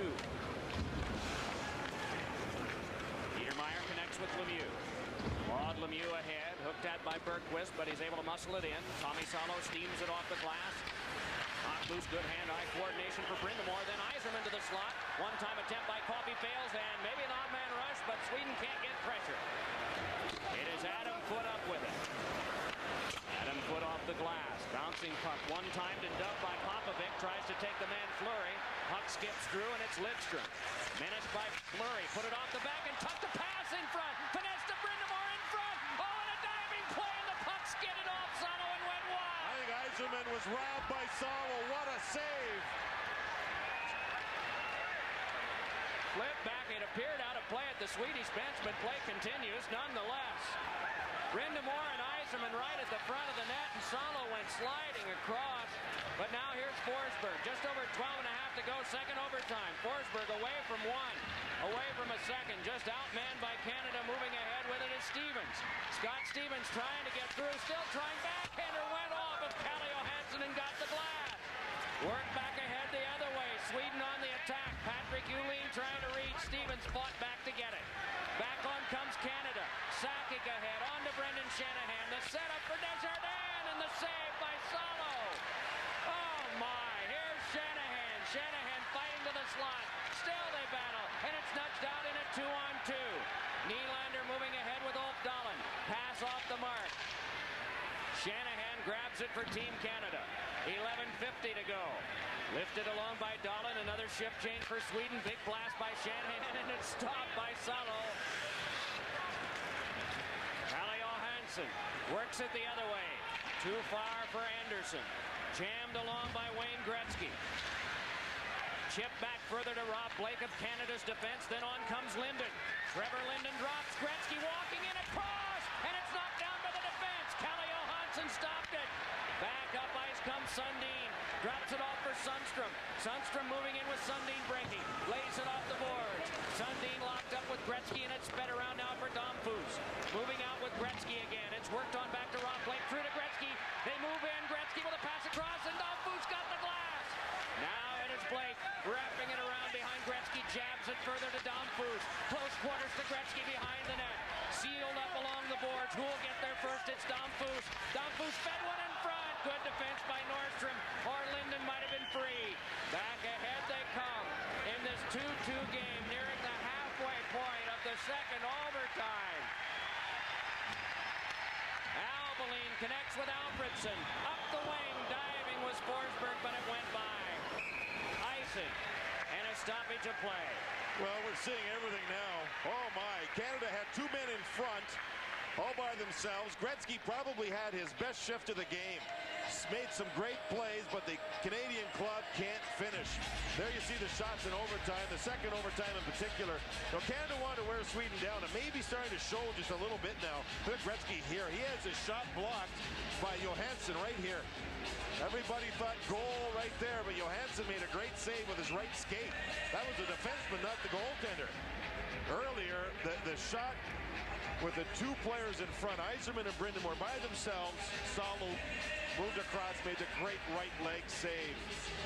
So maybe, Mike, just maybe, you never know who's going to win this thing or who's going to get what chances, but maybe Canada now is starting to wear the Swedes down a little bit. The Swedes having trouble going through the neutral zone now, and the shots here in this last overtime period, 6-1 to this point. Canada.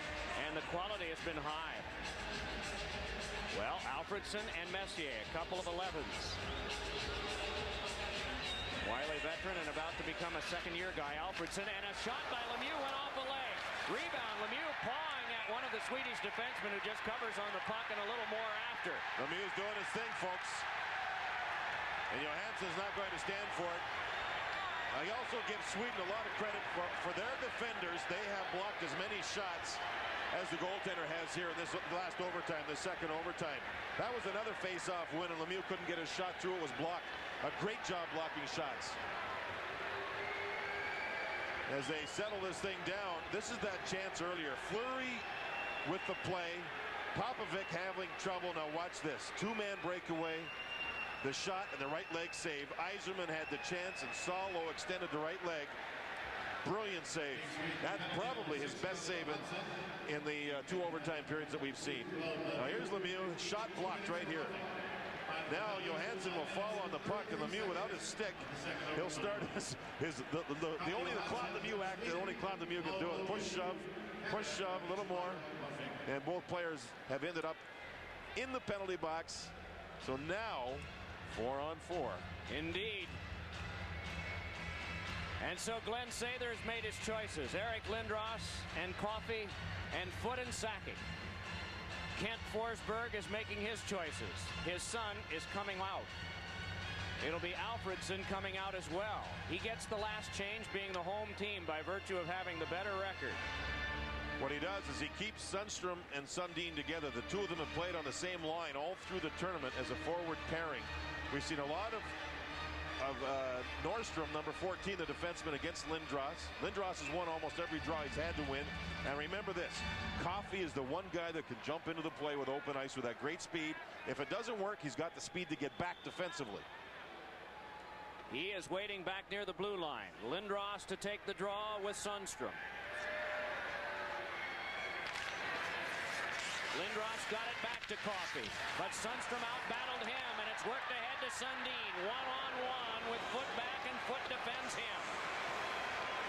Joseph taps, Sakic takes. Nearing the halfway point of the second overtime. The pass ricocheted off Sundstrom. On back is Foote. Foote and Coffey remain the defense. Puck worked back by Sundin to Nordstrom. Teams have made some quick changes in overtime, but not right now. It's a goalie and 4 apiece. Matt Sundin very deliberately going to work on Foote. Sundin watched by Foote, centered one, and it came back over to Sakic. Starts it out to Lindros, who accelerates. Eric Lindros picks him up, hands on to Coffey, but it was an offside play. Baby. Close. You can hear the whistle as Canada had the odd man rush. Coffey and Lidstrom having words. They're teammates during the regular season with Detroit. On the far side, is Sakic offside? In the middle, is Coffey offside? I don't think it was offside. Ooh. I think the linesman was in a defensive position and made the call in case of. That was one that was missed. I don't believe that was offside. Close call. The whistle did sound. Canada on the odd man rush. In second overtime, if you're an official, I guess you err on the side of care. Here we go now. Both teams have changed all the skaters. Sweden has it. Alfredson with it. Daniel Alfredson putting it on back. 1:05 to go on the coincidental minors. Kalle Johansson, the defenseman for Sweden, and Claude Lemieux, the forward for Canada. Here's Alfredson moving in. Sets up a big shot by Forsberg, and sprawling the block of was Scott Stevens. Yzerman taps. Worked back on by Desjardins. Flew one across. Trevor Linden forced back further. Moving in with this is Alfredson. With a shot and a save made by Joseph. Forsberg locks with Yzerman. Trevor Linden playing it on back. Sweden seems to have the strength in this 4-on-4. We're down to 32 seconds of it. Linden hooked off just enough. Turning with it is Anderson. Anderson from the Tampa Bay Lightning. Pass is checked away by Messier and just lobbed back in. Thaddeus Nordstrom in along with Theo Fleury, and it's turned back along to Anderson again. Down to the last dozen seconds of the coincidental minor. Connected back over to Nordstrom. Moving in with Peter Forsberg, but Messier all over Nordstrom. Can't get anything going. Forsberg on back. Shot by Anderson. Hit the outside of the goal. Played by Messier. Both teams get their men back again. Pass laid on to Claude Lemieux, who's in. Lemieux crossing, shooting, and a save made by Salo. Rebound off the skate. Mike Sweden was changing both players out of the penalty box. One was the defenseman Johansson. He was on his way to the bench. If he didn't see Lemieux with the puck, Lemieux would have had a breakaway. Andreas Johansson rolls it around. What an historic gap that might have been. Coffey with a pass back ahead. Dom Foose twisting with it. Tommy Albaline takes him to the corner. Now it's Nylander jamming it away from Gretzky along to Calle Johansson again, who's quickly back out there. Flew one to the stick of Coffey. Right back down again, and we will have no icing on this play. Salo steps out to play it along further. Andreas Johansson nudges it back ahead. Here's Bergquist trying to read Nylander, but he was just checked out by Dom Foose. It's foot off one of those glass supports. Coffey just flung one away from Andreas Johansson. Flipped ahead, Wayne Gretzky. Bottle up from Linden, then over to Gretzky. Feeds one over to Dom Foose. Linden at the front of the net. Dom Foose behind to Gretzky. Out in front, on and ricocheted off a skate, but it's held outside the line by Salo. All kinds of pass work. There's no doubt that Salo had control of the puck. Linden tried to push the goalie across the goal line. Boy, Canada coming close here. Lemieux nearly a breakaway when Johansson didn't stay with him. He went to the players box and almost got trapped over there. Man, the players come out of the penalty box. As you see, Messier on the puck. Here's the pass up ice. Look at Lemieux. Now here comes from the left side Johansson. There he is. He had gone to the players box and then came back over when he saw something happening and stopped the breakaway. Almost to a man this morning, the Swedish player said, we have to get good goaltending. Boy, have they gotten it. And Canada has two. 82 shots total. 4 goals total. The second sudden death overtime has just a little over 7 minutes to play. Matt Sundin outlets to Sundstrom, ahead to Anderson. Anderson drops over for Sundstrom, back for Anderson. Held off enough by Desjardins to break that down. Now it is Sundin twisting with it. Sundin got it on back to the point. Popovic slugged it back in deep. Went off a loose glove. Desjardins trying to play once more. Sakic's pass is behind Eric Lindros. And now Lindros deliberately bringing it up. He's got a man open. The pass too far for Sakic. Sakic to play it. On Calle Johansson's stick, then off the back of the net. It's stuck there. And for that reason, the whistle blown. And the faceoff will come outside of the zone because of that. It went off a Canadian player, Mark Fawcett. He's showing good pace. He's had to stay up with the play as we're late in the second overtime. The referee's job is to stay with the play at both ends of the ice. He hasn't been able to take any shifts off. 38 years of age from Springfield, Massachusetts. Normally they figure a referee will skate about 7 miles in the course of a regular game. So he's past 10. Yeah, he'd be off on 11 about now. You know what I admire about this game to this point? We're 2-2. There's been 82 shots on goal. Many good ones, some great plays defensively and offensively. Because you're seeing the best players in the world put a show on at their level. At their level. So we're seeing some great plays here all over the ice surface. Niedermeyer with a fakey little shot from neutral ice. Looked like he was going for the dump in. Put it right on goal.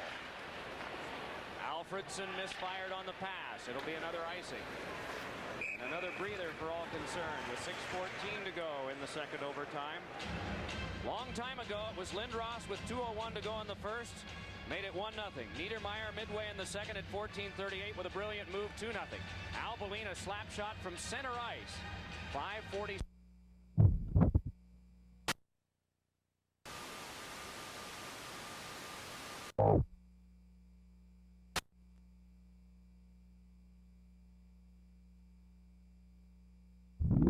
Move 2-0. Albalina slap shot from center ice.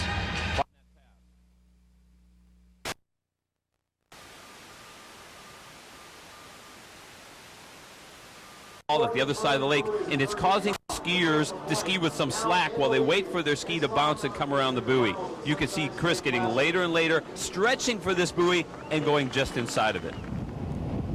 Still, I would say a good